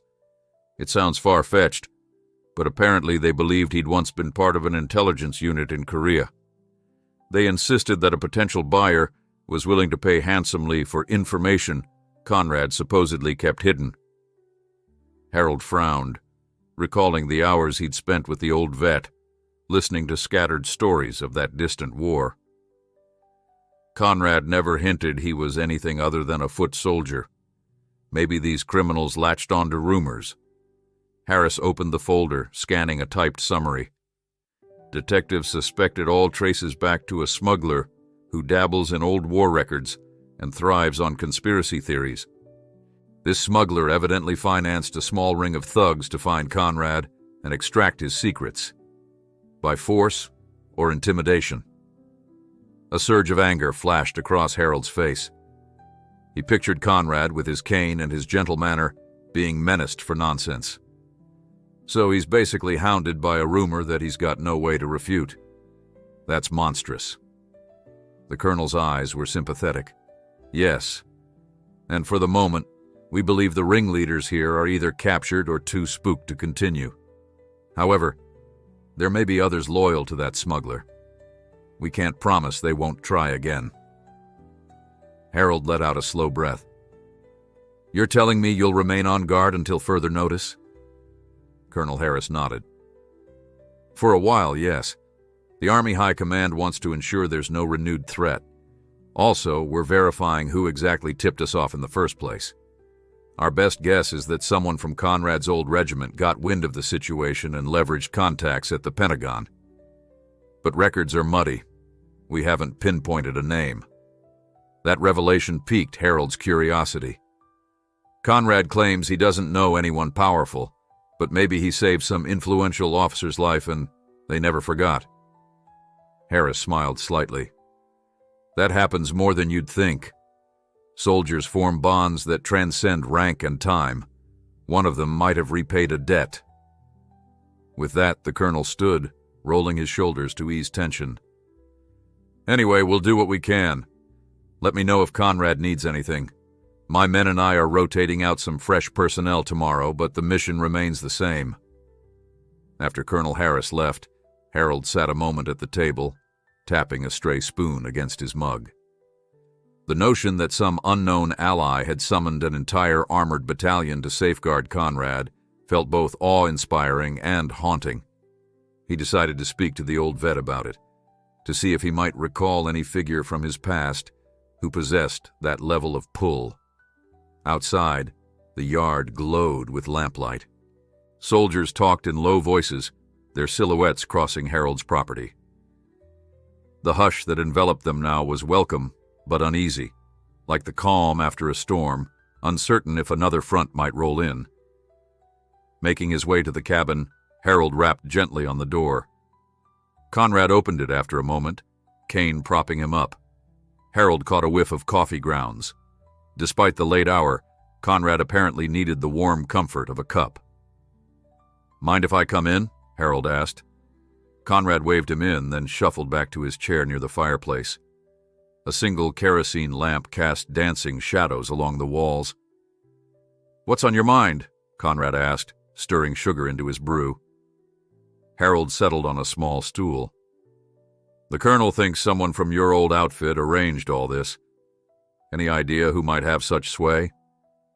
Conrad stared into his coffee, lines of memory creasing his brow. "I've been racking my brain, served with plenty of men, lost track of most. One or two advanced high in the ranks, maybe, but that was so long ago." He took a sip, letting the steam bathe his face. "There was a lieutenant who rose to colonel after the war ended. Graham, I think. Or maybe Farnsworth? Some name like that. I wrote him once, decades back. He never wrote back." Harold shrugged, leaning forward. "Maybe he wrote someone else instead. Or maybe there was another officer you saved who never forgot." Conrad managed a faint smile. "I never kept a ledger of who I dragged out of a foxhole. We just did what we had to do." Nodding, Harold glanced around. The cabin was tidy but sparse. On a small table, a stack of old letters was neatly bound by twine. "You want to look through those letters?" he asked. "Maybe a name will ring a bell." Conrad hesitated, then nodded. "Yes, maybe we should." They spent the better part of an hour flipping through brittle envelopes, most from folks offering thanks or well wishes over the years. Some spoke of events stateside. Others had come from men scattered across the country. Harold found it strangely moving to read about fleeting bonds formed in war zones. At last, Conrad set aside a handful of letters from senior officers. "If any of these men still hold positions of clout, maybe one of them heard I was in danger." Harold tucked them carefully into a folder. "I'll show these to Colonel Harris tomorrow. Could confirm the tip's source." Conrad let out a weary sigh, pressing the heel of his hand against his forehead. "It's surreal, Harold. I never asked for any of this. The army coming, criminals attacking. I just wanted to live out my last years in peace." "We'll get there," Harold replied softly. "Sometimes these storms pass in ways we can't predict, but we'll rebuild calm from the rubble." They parted ways for the evening. Harold strolled back to his house under the star-littered sky, feeling a tentative optimism. The criminals behind bars might be the last of the immediate threat. If there was a smuggler orchestrating it all, hopefully that man would think twice before testing an entire armored division again. Still, Harold's heart throbbed with lingering tension. He wanted so desperately for normal life to resume, waking at dawn to do chores, no uniformed guards circling the property, no nightmares of pointed guns. The following morning dawned bright, with a sweet breeze blowing from the west. In the farmyard, a new group of soldiers disembarked from trucks, replacing some of the exhausted ones who had been there for days. Colonel Harris supervised from a central vantage, greeting the replacements and debriefing them on the farmland's layout. Harold recognized a handful from earlier days. The private who loved cornbread was staying on, while the sniper who had perched near the barn was headed home. Harold offered each departing soldier a handshake and a heartfelt thank you. They responded with warm nods, evidently touched by his hospitality. When the shift change concluded, Colonel Harris came to review the letters Conrad had found. Harold brought them out to the barn, where a makeshift command post had been set up near the big double doors. The colonel flipped through them, pausing at a particular name: Archibald Farnsworth. "A General Farnsworth in the early 70s, he said. "Could that be him? Possibly retired by now, but if he still has connections, that might be enough." Harris rubbed his chin. "We can do a quick inquiry. The Pentagon retains some records of retired generals. Let's see if it matches." Harold nodded. Conrad's memory is fuzzy on details. If Farnsworth was a man he rescued, it stands to reason Farnsworth might do everything in his power to return the favor. Harris agreed, then placed the letters in a secure envelope to deliver them through official channels. "We'll let you know what we learn," he promised. "Meanwhile, how are you holding up, Mr. Parker?" Harold let out a small laugh. "I'm still standing. That's good enough. Wish I could say the same for my post-sleep routine. Haven't had a decent 8 hours in weeks." The colonel's eyes glimmered with empathy. "Stress has a way of wearing you down. Don't hesitate to take a break from all this. My men can handle chores or security. You focus on your well-being." Though Harold appreciated the sentiment, he couldn't bring himself to hand over his day-to-day tasks. Farming was as much therapy as it was livelihood. He spent the next few hours trimming orchard branches and examining newly sprouted seedlings, letting the ordinary rhythms soothe him. Soldiers passed by, occasionally pausing to chat. One marveled at how wide the field stretched. Another asked for advice on raising chickens. Harold gave easy answers, content to share his knowledge. Day by day, fear gave way to small kindnesses, bridging the gap between civilian and soldier. Conrad, for his part, made a point of visiting the perimeter that afternoon. With the help of a jeep ride, he made the rounds, personally thanking each soldier for standing guard. It was a humbling sight, the old vet leaning on his cane, speaking quietly with men decades younger, forging a bond over shared service. Harold watched from afar, heart swelling with respect for both sides. The man who had once fought in a forgotten war and those now entrusted to protect him. When dusk approached, the old anxieties stirred anew. Harold lit the porch lamp, letting its glow spill over the steps where Lancer liked to sit. He glanced toward Colonel Harris, who was in discussion with his sergeants near the orchard fence, presumably planning the night watch. If all stayed calm, this might be the evening Harold finally slept. No gunshots, no frantic calls. Just moonlight on fields. He let that thought settle like a prayer. Then, unexpectedly, the phone in his house rang. Harold stepped inside, picking up the landline with mild curiosity. Many times lately, the phone had rung with reporters or worried neighbors. "Hello?" he said. A crackle of static, then a voice. "This is Colonel Farnsworth. May I speak to Conrad Hayes?" Harold's breath caught. "Colonel Farnsworth?" he echoed. "Yes, sir," answered the voice, older but steady. "I served with Conrad in Korea. Word reached me that he was in trouble. I trust he's still safe?" Harold swallowed, wondering how Farnsworth tracked down the farm's number, but deciding it hardly mattered. "He's safe," Harold assured him, warmth creeping into his tone. "We suspect you might have been the one to call in the Army. Is that correct?" Farnsworth gave a modest grunt. "Did what I could. Men like Conrad deserve better than to be harassed by criminals. I'd have come myself, but time and health constraints got in the way. May I speak with him?" A gentle surge of relief and gratitude washed over Harold. "Yes, Colonel," he managed. He'll be thrilled to hear from you." He stepped outside, phone in hand, and motioned for Conrad to come over. The old vet approached, puzzlement on his brow. Harold handed him the receiver. "Conrad, it's Colonel Farnsworth," Harold said softly. "He's the one who might have saved us from a much worse fate." Conrad froze, eyes wide. Then he pressed the phone to his ear. "Farnsworth?" he whispered, voice thick. "You old dog, you still breathing?" The crackle of Farnsworth's distant laughter came across the line. Harold watched Conrad's face brighten, tears forming in the corners of his eyes. For a moment everything else faded, the swirling tension, the armed patrols, the bullet holes. There was just an old soldier reconnecting with a comrade from decades past.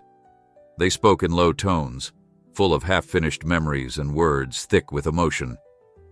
Harold gave them space, strolling back onto the porch. Colonel Harris, returning from the orchard, caught the scene. He approached quietly, and Harold leaned in to whisper, "Colonel Farnsworth's on the phone, confirming everything. He's the one who must have orchestrated your arrival." Harris nodded with satisfaction. "That solves one mystery. Means the rest is up to the legal system." As night fell, the farmland seemed softer, the tension eased by a revelation. They finally knew how those tanks had come to line Harold Parker's driveway at dawn. Far away, a retired colonel had answered an unspoken debt, ensuring the safety of a friend he had never forgotten. And now, as Conrad's voice shook with gratitude over the phone, the farm felt just a bit closer to the life Harold once knew. A life of quiet fields and honest living, free from the shadows cast by criminals. Perhaps, with Farnsworth's backing and Colonel Harris's presence, it would remain that way. Later that evening, Conrad concluded his phone conversation with Colonel Farnsworth, voice hoarse from emotion. Harold, standing nearby, caught only fragments of their exchange. Memories of an old battlefield, the names of fallen friends, and repeated words of gratitude. Finally, Conrad hung up, setting the phone on a small table near his cabin door. For a long moment, he simply stood there, tears shining in his eyes. Then, with visible effort, he turned to Harold. "I never thought I'd speak to him again," Conrad murmured. "He told me he caught wind of my troubles from a contact in the Veterans Archive. He didn't know all the details, only that I was being threatened. So he pulled every string he could." Conrad paused, swallowing hard. "Said it was the least he could do to repay a favor from the war. He claims I saved his life once, though I barely remember how." Harold rested a hand on Conrad's shoulder. "That's the mark of real loyalty. Sometimes we do something good and forget about it, but the other person never does."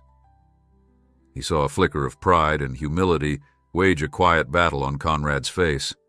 After so many decades, the simplest gesture of selfless valor had circled back in ways neither man could have predicted. When Conrad finally stepped outside, Harold joined him in a slow amble across the yard. Soldiers observed them politely, some saluting the older man in quiet deference. The night air was mild, laced with the sweet scent of dewy grass. Moonlight revealed the lingering scars of the recent conflict. A few bullet holes in the barn's siding, the replaced boards on the fence. Yet the farmland seemed to exhale relief, as though it too sensed that the worst might be behind them. Colonel Harris approached with measured steps, removing his cap in a gesture of respect. "I heard Farnsworth got in touch," he said, voice low. "Good to see some closure for you, Mr. Hayes. We're continuing our watch, of course, but it's likely the bulk of this threat has passed. The local authorities confirmed that the men we captured are talking, and the smuggler who funded them is already on the run." Conrad nodded. "That's heartening, though I hate knowing someone out there still believes I've got valuable intel. I can't imagine what else they might try." His knuckles tightened around his cane. "War ended a lifetime ago, but it still casts shadows." Harris's expression was resolute. "We'll remain until the detectives confirm that the smugglers' network poses no immediate danger. In truth, they might have bigger problems now that their key operatives are off the board. My guess is they'll cut their losses." Conrad glanced at Harold, who nodded in agreement, hoping the colonel's optimism proved accurate. Over the next few days, a semblance of normalcy edged into the routine. Fewer Humvees roamed the property, and Colonel Harris released half of the tanks to return to base. Only a core group remained, maintaining watch but working to keep a lower profile. They used camouflage netting along the tree lines, ensuring no random motorists would be alarmed by the sight of an armored division perched near a farmer's wheat fields. Harold privately thanked them for the courtesy. Folks in the township were already buzzing about the commotion. Curious neighbors began driving by more often, feigning casual reasons to be near the property. One morning, young Zachary, the mailman, peered through the open window of his Jeep, eyes wide at the soldier standing guard with a rifle slung across his chest. "Everything all right, Mr. Parker?" he asked timidly, handing over letters. Harold just nodded. "We're fine, Zach. Had a bit of trouble, but it's under control." He hoped that would quell the rumors swirling around the diner and feed store. Conrad, for his part, found himself receiving a steady stream of visitors, too. Old acquaintances from town who'd heard odd stories of dangerous men and military rescue. Though still anxious, he tried to greet them kindly, assuring them that yes, he was all right, and no, he didn't plan to leave Harold's farm. Some nodded approvingly, while others left with perplexed expressions at the sight of armed sentinels strolling around the orchard. It was a far cry from the quiet retirement Conrad had envisioned when he first took Harold up on the cabin offer. Colonel Harris, sensing the community's growing curiosity, suggested a friendly gesture, hosting a small open-house-style barbecue for any neighbors who wished to drop by, see that the situation was safe, and enjoy a meal. Harold was hesitant at first, worrying it might attract too many strangers, but Conrad surprised him by agreeing wholeheartedly. "Sometimes shining light on a fearful thing takes away its power," the old vet said, recalling a phrase from his service days.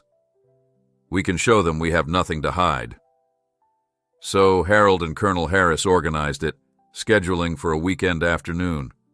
Soldiers pitched in to tidy up the yard, and Harold borrowed extra grills from neighbors. He prepared enough food to feed an army, quite literally. After all, he had a real army on site, plus half the township rumored to come.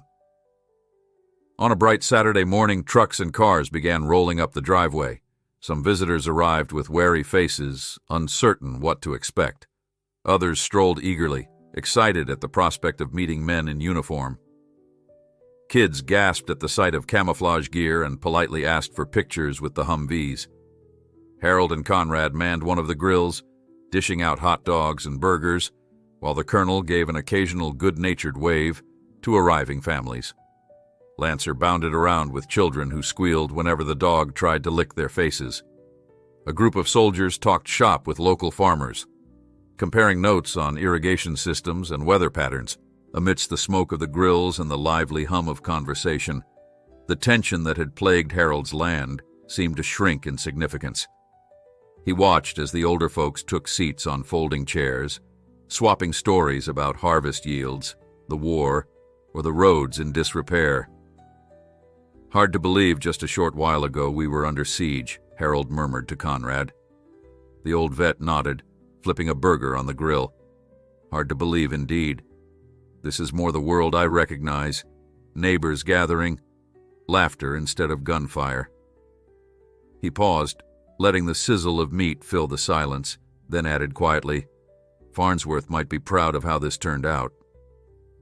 Midway through the gathering, Sheriff Jacobs arrived with a broad grin, shaking hands with the colonel and dropping a box of soft drinks by the picnic table.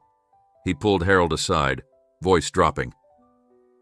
"We've been monitoring the folks those men named during interrogation," Jacobs said.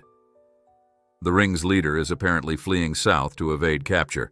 State troopers are coordinating with other jurisdictions. We expect an arrest soon." Harold let out a breath he hadn't known he was holding. "Then it might really be over." Jacobs clapped him on the shoulder. "From what I hear, you'll soon be free to go back to normal. Just a heads up, the media might keep poking around, though. A dramatic story about an armored division and a war vet is headline material." Harold shrugged. "They'll get bored eventually. I'm just relieved my friend can relax." With a nod, Jacob stepped away to greet others, leaving Harold to savor the small triumph of an afternoon barbecue that no one had believed possible a few weeks prior. Conrad spotted him from the grill and waved him over to help pass out more plates. For once, Harold felt no heavy knot in his stomach. He fell into a rhythm, chatting, cooking, laughing at old jokes. Even Colonel Harris seemed more at ease, responding to curious questions from local teenagers about life in the Army, politely deflecting queries that touched classified ground. As the sun dipped toward late afternoon, the event wound down. Families began returning home with full bellies and handfuls of leftover food. A hush settled over the farm once again, though now it felt more companionable than tense. Harold walked the perimeter with Colonel Harris, checking if any guests had accidentally left items behind. They found only a stray sun hat on a fence post, probably a neighbor's. The colonel's face held a satisfied calm. "This might have done a lot of good, Mr. Parker," he remarked. "Neighbors will worry less. Criminals see a united front, and your friend Conrad can realize he's not alone." Harold nodded, gazing out over fields that shimmered with the last golden rays of daylight. "He's part of this community," he said simply, recalling how Conrad had been a stranger not that long ago. Now, battered physically and emotionally, the old vet was embraced by people who'd hardly known him before. Perhaps adversity did have a way of bringing out the best in folks. Later, as Harold sat on his porch with a final cup of coffee, he noticed Conrad making his way over, cane in one hand, the other waving a small envelope. The old soldier took a seat, letting out a soft groan as he settled. He held up the envelope. "Colonel Farnsworth wrote again," he explained. "Says once the dust settles, he wants me to come visit him at a veterans retreat in the South. Says it might do me good to see old friends and share stories." Harold smiled. "That's wonderful. Do you think you will?" Conrad shifted, looking out at the farmland. "I've never been one for traveling, but maybe, yes. It's time I confronted those old memories. Farnsworth offered me a place to stay for as long as I need. He's got access to a medical unit that specializes in war injuries."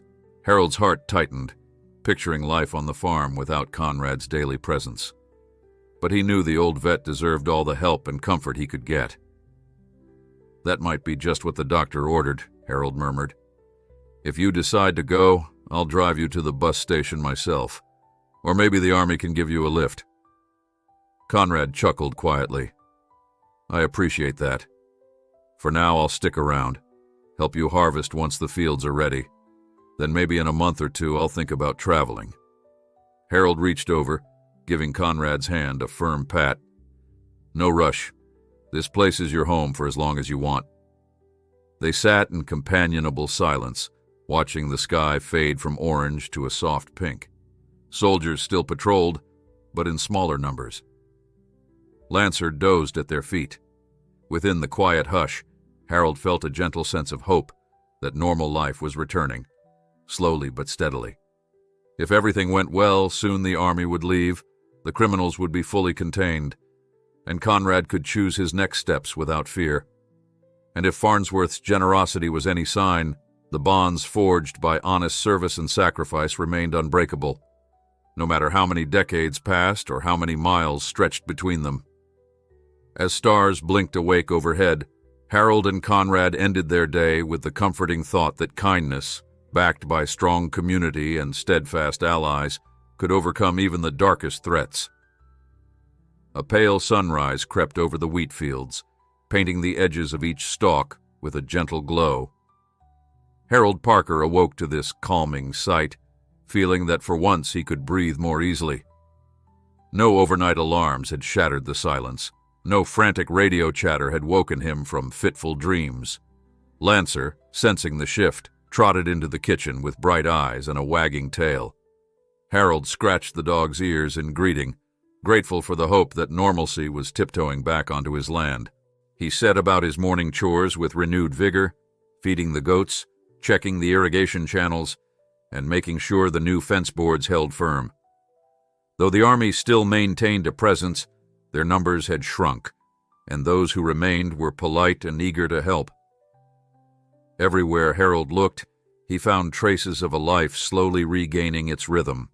A pair of Humvees sat parked near the barn, but the rest of his property was blessedly still.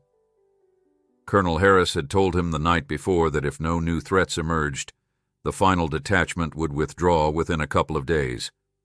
Harold was torn between relief at resuming his privacy and a pang of apprehension at losing their reassuring protection.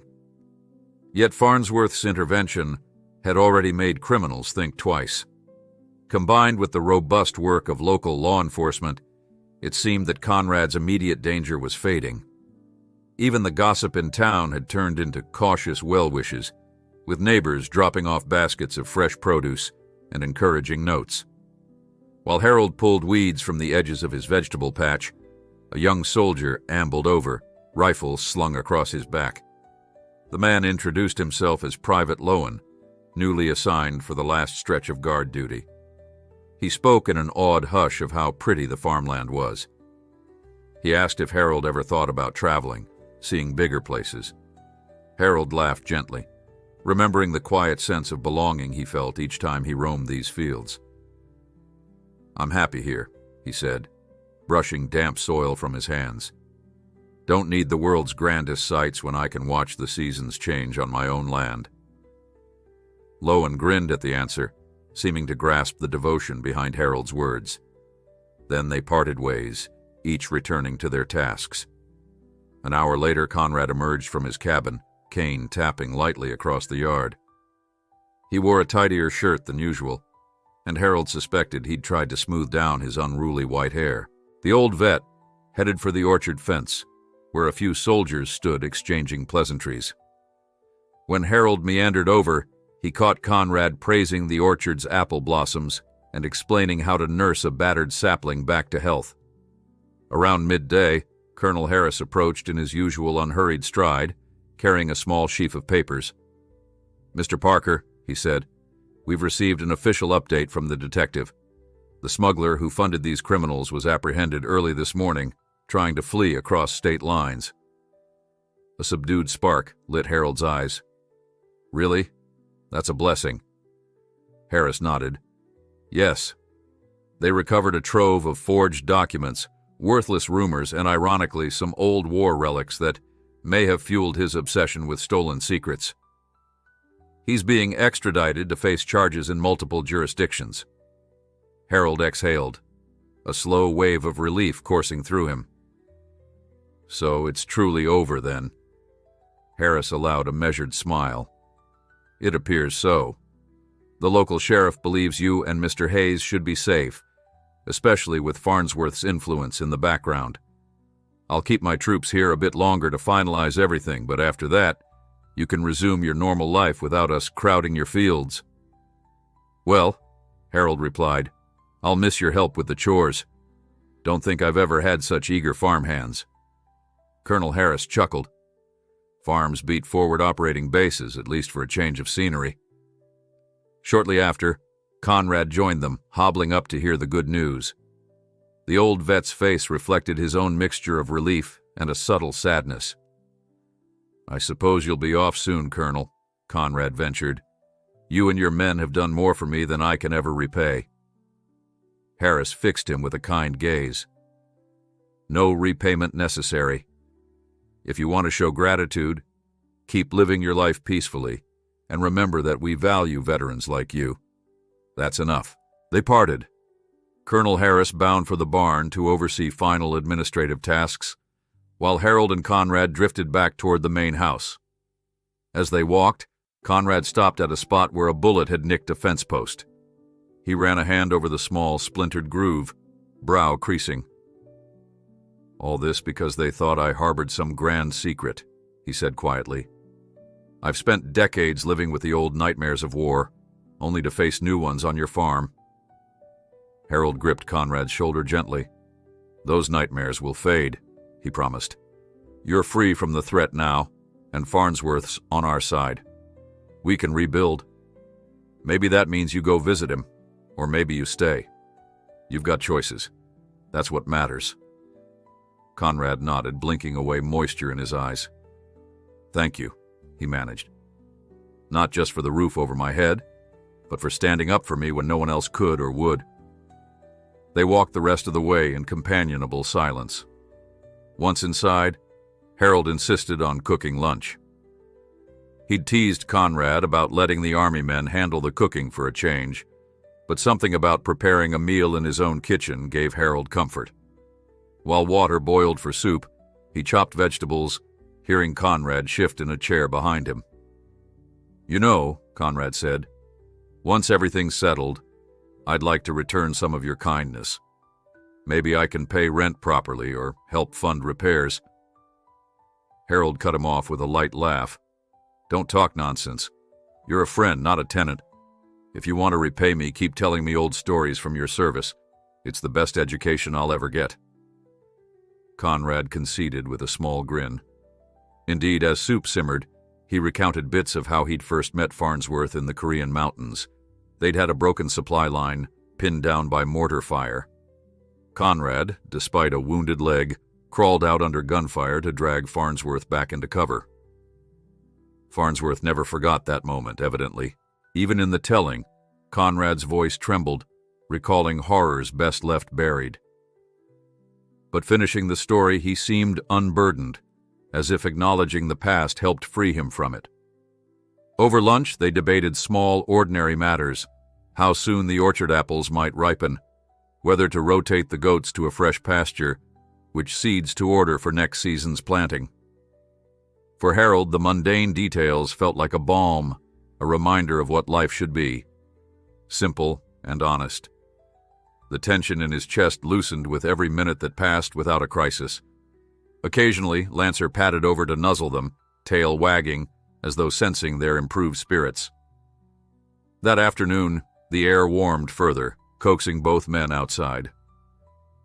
A gentle breeze drifted across the fields, carrying the scent of ripening grass. Soldiers were finishing up a truck inspection near the orchard. A relaxed mood permeated the yard. Harold took Conrad to see if the goats might enjoy the far pasture. They walked slowly, cane and dog at their side, content in the quiet. Reaching the gate, Conrad paused, scanning the open land. "Your farm is beautiful," he said softly. "The wide sky, the rustle of crops. It's everything I ever hoped to find when I came back from the war." Harold nodded, meeting Conrad's gaze. "It's yours to share for as long as you like." Evening eventually settled. Colonel Harris gathered his top sergeants for a private meeting, presumably finalizing departure plans. Harold prepared a modest dinner in the farmhouse, inviting whichever soldiers were off duty to eat. They trickled in with warm thanks, forming a line by the counter. A private teased Harold that the army might recruit him as a mess hall chef. Harold smiled, stirring a big pot of stew. "As tempting as that might be, I've got my own patch of land to look after," he replied. They laughed, passing bread baskets around. Conrad sat at the table, shaking hands with each new arrival. He recognized a spirit of camaraderie that reminded him of mess tents from a lifetime ago. After dinner, the colonel joined them, letting slip that the following morning they'd begin rolling out. "Half our unit is already reassigned," he explained. "My superiors confirmed that with the smuggler in custody and local police handling the rest, we're no longer urgently needed. But we won't vanish all at once. A small detail will remain a few more days, just to ensure there's no sudden threat." Harold took that news with understanding. He knew letting go of the army presence meant trusting that criminals wouldn't return. But deep down, he felt a spark of confidence. The smuggler's capture had changed the game. Conrad's looming fears could finally recede. And Farnsworth, though far away, would not hesitate to intervene again should the need arise. That night, Harold stepped out onto his porch with a cup of tea. gazing at the wide spread of stars overhead. The farmland lay hushed, lit faintly by a waxing moon. Lancer dozed at his feet, lulled by the calm. For the first time in weeks, Harold felt no tremor of dread. The memory of gunshots still cast a faint echo, but it no longer strangled him. He breathed in, savoring the realization that tomorrow might truly be a fresh start. Just then, Conrad hobbled over to stand beside him, leaning slightly on the porch rail. "Funny," he said, voice low. "I never prayed for an army to show up, but in the end that's exactly what saved me. Maybe saved both of us, in different ways." Harold placed a hand on Conrad's shoulder. "We all got saved, friend, by folks who cared enough to act. Soldiers, neighbors, Farnsworth, they all played a part, and that's how it should be." They shared a quiet moment, listening to crickets chirp in the distance. Then Harold cleared his throat. "What do you think about Farnsworth's invitation? I know you've said you'll consider it after harvest." Conrad's eyes reflected the porch light. "I'm leaning toward it," he answered. "My war injuries still nag. A specialized rehab might help. Plus, I want to see Farnsworth in person. It's been decades. Might do an old man's heart some good to reconnect." Harold smiled, though he felt a subtle pang, imagining Conrad leaving. "You deserve the best care, and you'll always have a home here if you choose to come back." Conrad nodded, comforted by the promise. Then he gestured toward the slumbering farmland. "Look at it, quiet, peaceful. After everything, I believe we can guard that peace." Harold followed his gaze. Under the vast sky, the fields rolled out in gentle shadows, the barn looming like a steadfast sentinel. Yes, it was still Harold's beloved home. And Conrad, whether he stayed or left for a time, had found refuge within these boundaries. The storms that battered them might have stolen months of ease, but not the abiding sense of hope that now filled the summer air. Tomorrow would bring departures, maybe tears, but also the hint of dawn brightening the way. For Harold, that was enough. He let his shoulders relax, the night cradling him in promise, as Conrad quietly praised the stars. They were survivors of a strange and violent chapter, yet they stood unbroken, side by side, awaiting the next sunrise with unspoken gratitude in their hearts. The following morning broke with a sky brushed in pale gold, the kind of light that heralds a gentle day. Harold woke to the distant rumble of engines, realizing that some of Colonel Harris's men were already loading gear. The army was making good on their promise to reduce forces further. Sitting on the edge of his bed, he absorbed the quiet for a moment, recalling how, not long ago, the same morning hush could be shattered by threats or gunfire. Yet here he was, safe and whole, and so was Conrad. By the time Harold stepped outside with Lancer, the driveway was busy. A pair of military trucks idled, ready to transport equipment. Several soldiers milled about, exchanging handshakes and final words with the ones who would stay. Colonel Harris oversaw it all, clipboard in hand, calling out instructions. The colonel looked up when Harold approached, offering a respectful nod. "Morning, Mr. Parker," Harris said. "Half our contingent pulls out today. The rest remain until we get final clearance, which might be a matter of days." Harold returned the nod. "I appreciate everything you've done, Colonel. Feels strange to see it winding down." Harris let a small smile reach his eyes. "Strange, perhaps, but I'd say it's a good sign. The fewer soldiers needed here, the closer you are to real peace." They parted, Harold drifting toward his fields, wanting a last glimpse of the orchard before it lost its camouflage netting and guard posts. He found two soldiers dismantling a temporary watchtower they'd erected by a sturdy apple tree. Pieces of metal framing lay neatly on tarps. The men noticed him and paused. "Everything okay, sir?" one asked. Harold smiled faintly. "Yes. Just came to say goodbye and to thank you. This orchard's never been so carefully guarded." A short while later, Conrad emerged from his cabin, cane tapping with sure steps. His stiff gait hinted at a bout of knee pain, but his face was calm, even content. He paused to watch as the largest tank rumbled away from the property. "Never thought I'd see the day I'd want a tank to stay," he murmured. "But those fellas made me feel safer." Harold chuckled. "In all my years, I never dreamed I'd see such machines parked in my yard at all. Life has a way of surprising us." A bit of commotion near the barn signaled the arrival of Sheriff Jacobs. He parked with more confidence now that the troops were fewer, stepping out to greet Colonel Harris with a brisk handshake. Harold and Conrad ambled over to join them.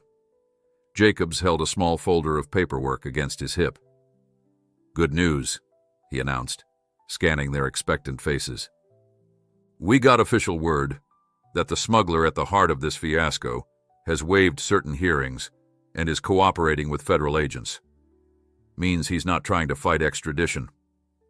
Those men who threatened you are set to face a slew of charges."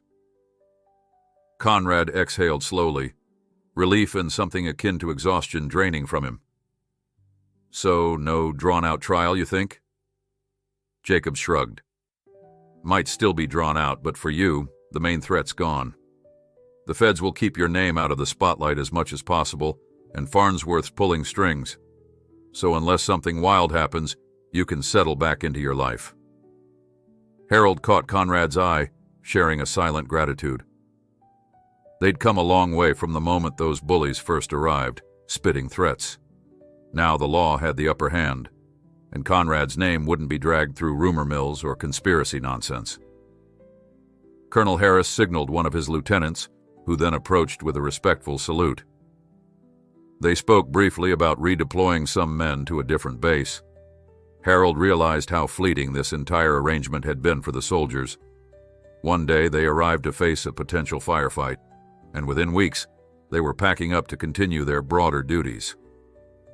He felt a tug at his heart, wishing he could express his thanks more profoundly than with words and warm meals. After the lieutenant hurried off, Harris turned to Harold and Conrad. "We'll maintain a small footprint for a couple more days, just in case. But I believe Farnsworth's direct involvement has ended. He told me personally that he's grateful you tolerated our presence." Conrad looked down at his cane, then lifted his gaze, voice thick. "I'd do it all again, Colonel. You and your people saved us from something ugly." Harris nodded once in acknowledgement. Around noon, Harold insisted on preparing yet another hearty send-off meal, enlisting the help of some enthusiastic soldiers. They grilled chicken behind the barn, while he put together fresh salads and pitchers of cold lemonade. Conrad perched on a stump, chatting quietly with a young private who seemed captivated by his tales of service in Korea. The old vet smiled more freely now, as though the burden on his soul had lightened. Even Lancer sensed the convivial air, strolling among the troops without a trace of anxiety. In the midst of the informal lunch, a black SUV pulled up. For a split second, Harold's stomach lurched, remembering the criminals who once arrived in such a vehicle. But then he recognized it as a local government car, stepping out of which was an older woman in a suit. She introduced herself as Ms. Tilling, from the county veterans office. She'd heard through the grapevine about Conrad's plight and Farnsworth's involvement, and she wanted to offer her office's support. Conrad looked bashful, but grateful as Ms. Tilling mentioned various programs: counseling, assisted living resources, and medical transport. She pressed a small brochure into his hand, explaining that while Farnsworth's retreat might be ideal, the county also had resources if he chose to remain local. Harold stood by, impressed at how this unusual crisis had stirred the kindness of so many. "Thank you, Ms. Tilling," Conrad said softly. "I'll keep this in mind. I truly appreciate it." She nodded, smiling as she took in the relaxed gathering. "Seems you're in good hands here. Don't be a stranger to our office." With that, she departed, leaving behind another thread of reassurance for Conrad to cling to. Once lunch wrapped up, the trucks that were leaving formed a small convoy. Colonel Harris personally said goodbye to those men, accepting salutes and returning them with a crisp posture.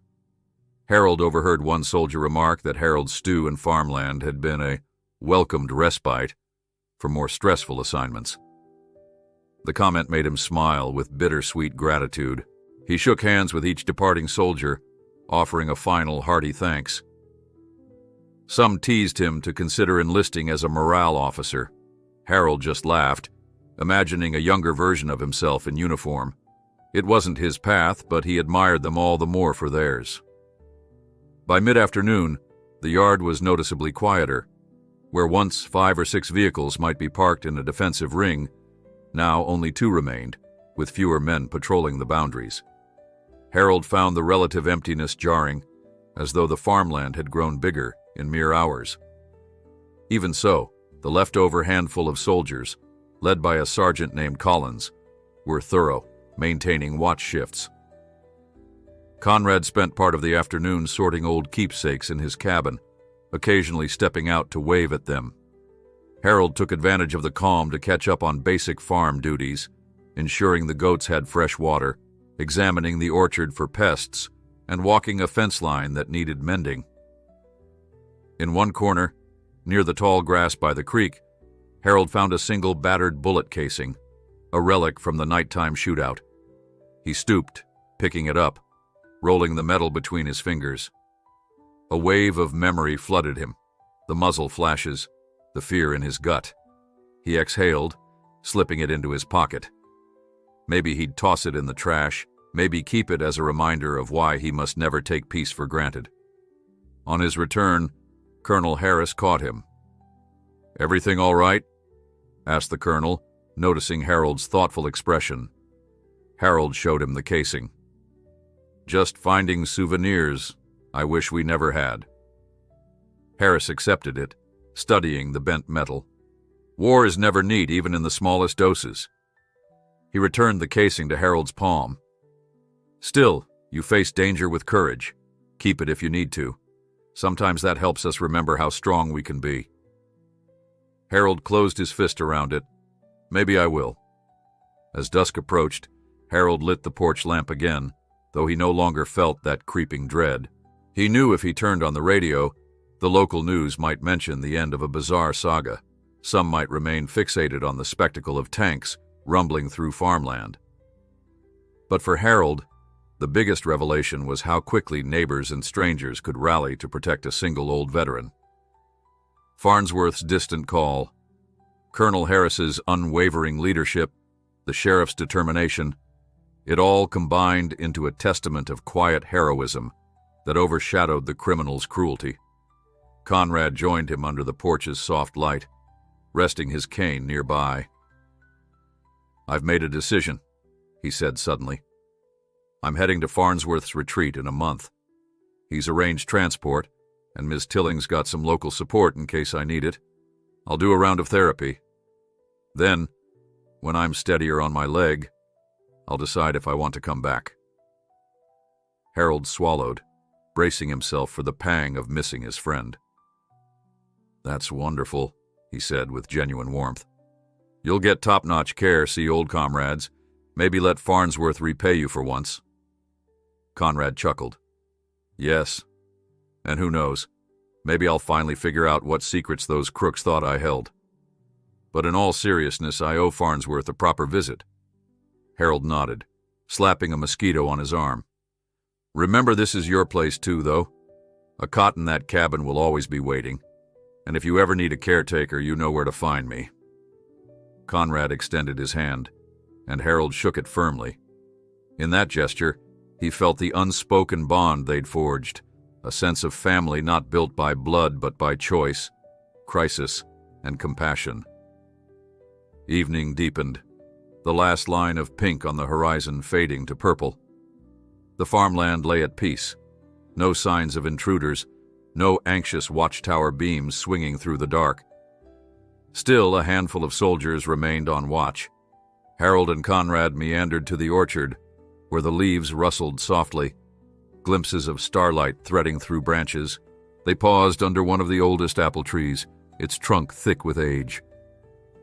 Conrad leaned on his cane, gazing upward at the canopy. "Thanks for giving me refuge," he murmured.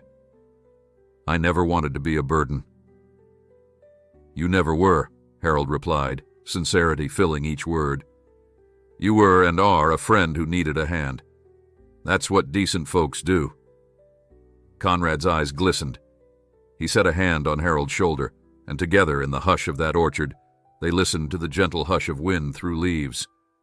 Perhaps no words could capture the gratitude they both felt, but in that quiet moment it hardly mattered. Tomorrow might bring further departures, fresh tasks, and the final unraveling of the Army's watch. But Harold Parker's farm had survived the storm. More than that, it had proven that even in the face of brazen threat, the bonds of loyalty, friends, neighbors, and far-flung allies could guard one patch of land, one humble war vet, and a kind farmer, whose only real goal was to do right by others. As the orchard's shadows enclosed them in a sheltering calm, Harold turned to Conrad, voice hushed. "Let's head back before we both get stiff joints." Conrad chuckled, letting the soft orchard air linger as they slowly made their way home. An early hush fell over the farm on the final morning of the Army's presence. Pink light shimmered on the fields of wheat, and a soft breeze made the stalks sway like dancers, welcoming a brand new day. Harold Parker emerged to find Sergeant Collins and 2 soldiers organizing the last of their gear by the barn. A Humvee stood nearby, engine idling. Conrad Hayes, still in his cabin, was stirring himself awake, preparing for yet another farewell. Harold walked up to the group, offering a subdued smile. They had done this routine in smaller doses all week, but this was the official end. Now even the skeleton crew would leave, taking the last vestiges of the extraordinary rescue that had overtaken his property. Collins returned Harold's greeting with a brisk nod. "Morning, Mr. Parker. Once we finish packing these crates, we'll head out. Colonel Harris sends his regards. He'd hoped to be here, but he was called back early on new orders." Harold nodded, suspecting that the colonel had no choice in the matter. Armies followed schedules and commands far beyond a single farmlands drama. "Well," Harold said gently, "tell him Conrad and I are grateful for everything. We'll never forget his help." The sergeant smiled. "He knows. Said you two were some of the finest folks he ever met on a domestic call." Harold helped them load the final supplies, thinking back on how quickly these men had integrated into his life. Not so long ago, an older iteration of him might have found it inconceivable to let uniformed strangers roam freely over his land. Yet their presence had become natural, a reminder of what steadfast unity could accomplish. As the soldiers secured the last container, Conrad appeared, dressed in a clean shirt, leaning on his cane with a determined angle. He paused by the Humvee and gave a slight salute. "Never thought an old vet like me would be guarded by a new generation's best," he said, voice thick with feeling. "I appreciate every one of you." Collins extended a hand. "We were proud to do it, Mr. Hayes. You fought for this country long ago. We only stood watch for a few weeks." Conrad's handshake trembled, but his smile was genuine. "Standing watch is no small thing," he replied. "I hope your next mission's a lot quieter." At that, Collins gave a wry chuckle, then turned to Harold for a parting handshake. "You take care now. Let's hope we never need to see a tank in your driveway again." Harold managed a similar laugh. "Agreed. But if we do, at least I'll know who to trust." They climbed into the Humvee and drove off down the dusty road, leaving only the imprint of tires in the earth. For a long time, Harold and Conrad stood watching until the vehicle disappeared behind a distant bend. The farmland lay hushed, as though waiting to see if more departures would follow. Then Harold exhaled, dragging his gaze away from the empty road. "So," he said, "it's finally just us again." Conrad dipped his head in acknowledgement. "And Lancer," he said, patting the dog that wagged its tail hopefully. "Don't forget the real guardian of this place." They spent the morning tending routine tasks that felt both comfortingly familiar and strangely momentous. Harold inspected the orchard, making mental notes about pruning the branches next month. Conrad sat on a bench under an apple tree, testing how far his sore knee would let him walk without the cane. The sky was a boundless blue, with birds swooping across the horizon. No hum of military vehicles intruded on the natural soundtrack. A gentle wind, the rustle of leaves, and the soft clucking of distant hens. By midday, with chores handled, Harold and Conrad retreated to the porch. Harold brewed iced tea, pouring 2 tall glasses they sipped in companionable silence. A few times, neighbors slowed their vehicles on the road, staring as if unable to believe the tanks were truly gone. Harold gave a polite wave, certain the rumor mill would spin for a while yet. He decided it no longer bothered him. The crisis had ended. Let talkers talk. For them, normal life was returning. During the quiet lull, Conrad cleared his throat. "I've been thinking," he said, setting his glass on the wooden railing. "I'll catch a bus to Farnsworth's place in 2 weeks. Enough time to help you with a few more farm tasks. Then I'll head south. I can always come back before winter." Harold nodded, trying not to show too much disappointment at his friend's impending departure. "I'll help you pack whatever you need," he said. "A month ago, you couldn't have done that safely. Now you can, thanks to Farnsworth and Colonel Harris." Conrad gazed across the yard. "I'd like to think there's a circle of decent men, always ready to step up for each other. Maybe that's the one true blessing that war taught me. Never abandon those who stood by your side." They spent the rest of the day in an easy calm, handling small tasks such as repairing a squeaky barn door and restocking the chicken feed. Lancer followed them around, tail wagging at intervals, occasionally chasing dust motes that caught his eye. The late afternoon sun slanted across the fields, bringing a lovely golden hue to the swaying wheat. Harold felt a twinge of gratitude for the enduring resilience of the land. No matter how many treads had rolled over his soil, life still thrived. That evening, Harold proposed one last celebratory meal, just him and Conrad, to toast a new chapter. Conrad agreed wholeheartedly, so they set up a modest spread on the porch, fresh bread from the local bakery, a hearty stew, and a jar of local honey for dessert. As they ate, they shared meandering stories, not about war or crime, but about small joys. The time Conrad learned to fish in a creek behind his childhood home, or Harold's earliest memory of feeding goats with his father. Now and then, one would pause, and they'd let the comforting hush of farmland fill the gaps. Overhead, a few wisps of pink clouds crossed the sky. When the dishes were cleared away, Conrad fished a small envelope from his shirt pocket. "Got one more note from Farnsworth," he explained, voice tinged with amusement. "He wrote to say his place is ready whenever I come. Says he even found me a nurse who won't take sass if I act stubborn." Harold laughed softly. "Sounds like Farnsworth knows you." Conrad shrugged, tucking the envelope away again. "Well, I can be stubborn, but maybe it's time to let someone fuss over me for a bit." Darkness fell with a serene hush. This time, the porch lamp glowed out of habit rather than necessity. No watchers in fatigue circled the property. No threat loomed. Just a pair of friends, an old dog, and a breeze carrying the perfume of freshly watered earth. Harold spotted an owl perched on the roof of the barn, silhouetted against a backdrop of stars. He raised his glass of water in a silent toast to the night's gentle benevolence. Conrad sighed, leaning back in his chair. "It's peaceful," he said. "The kind of peace I used to imagine while stuck in a muddy trench years ago. Maybe that's why I took you up on the offer to live here, Harold. You promised I'd find rest for my old bones, and I did, despite the trouble that followed me." Harold settled his gaze on Conrad. "It wasn't your fault. Evil men will do evil regardless, but we fought back with good men. And now we get to keep living and loving this land." They sat a while longer, letting the summer night enfold them like a protective cloak. Then Conrad stood, leaning on his cane. "I'm turning in. Tomorrow, maybe we can start packing a few things. I don't travel with much, but better to plan ahead." Harold rose too, giving the old vet a gentle squeeze on the shoulder. "We'll handle it together. Sleep well, Conrad." Lancer, sensing bedtime, followed Conrad halfway before padding back to Harold, as though torn between loyalties.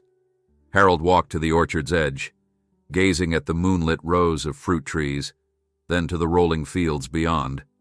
He closed his eyes, inhaling sweet air, relishing a sensation of unburdened quiet that he hadn't felt since the first black SUV arrived. Memories swirled. Colonel Harris's measured authority, the worried sheriff, Farnsworth's unseen hand guiding rescue, and criminals undone by unwavering unity.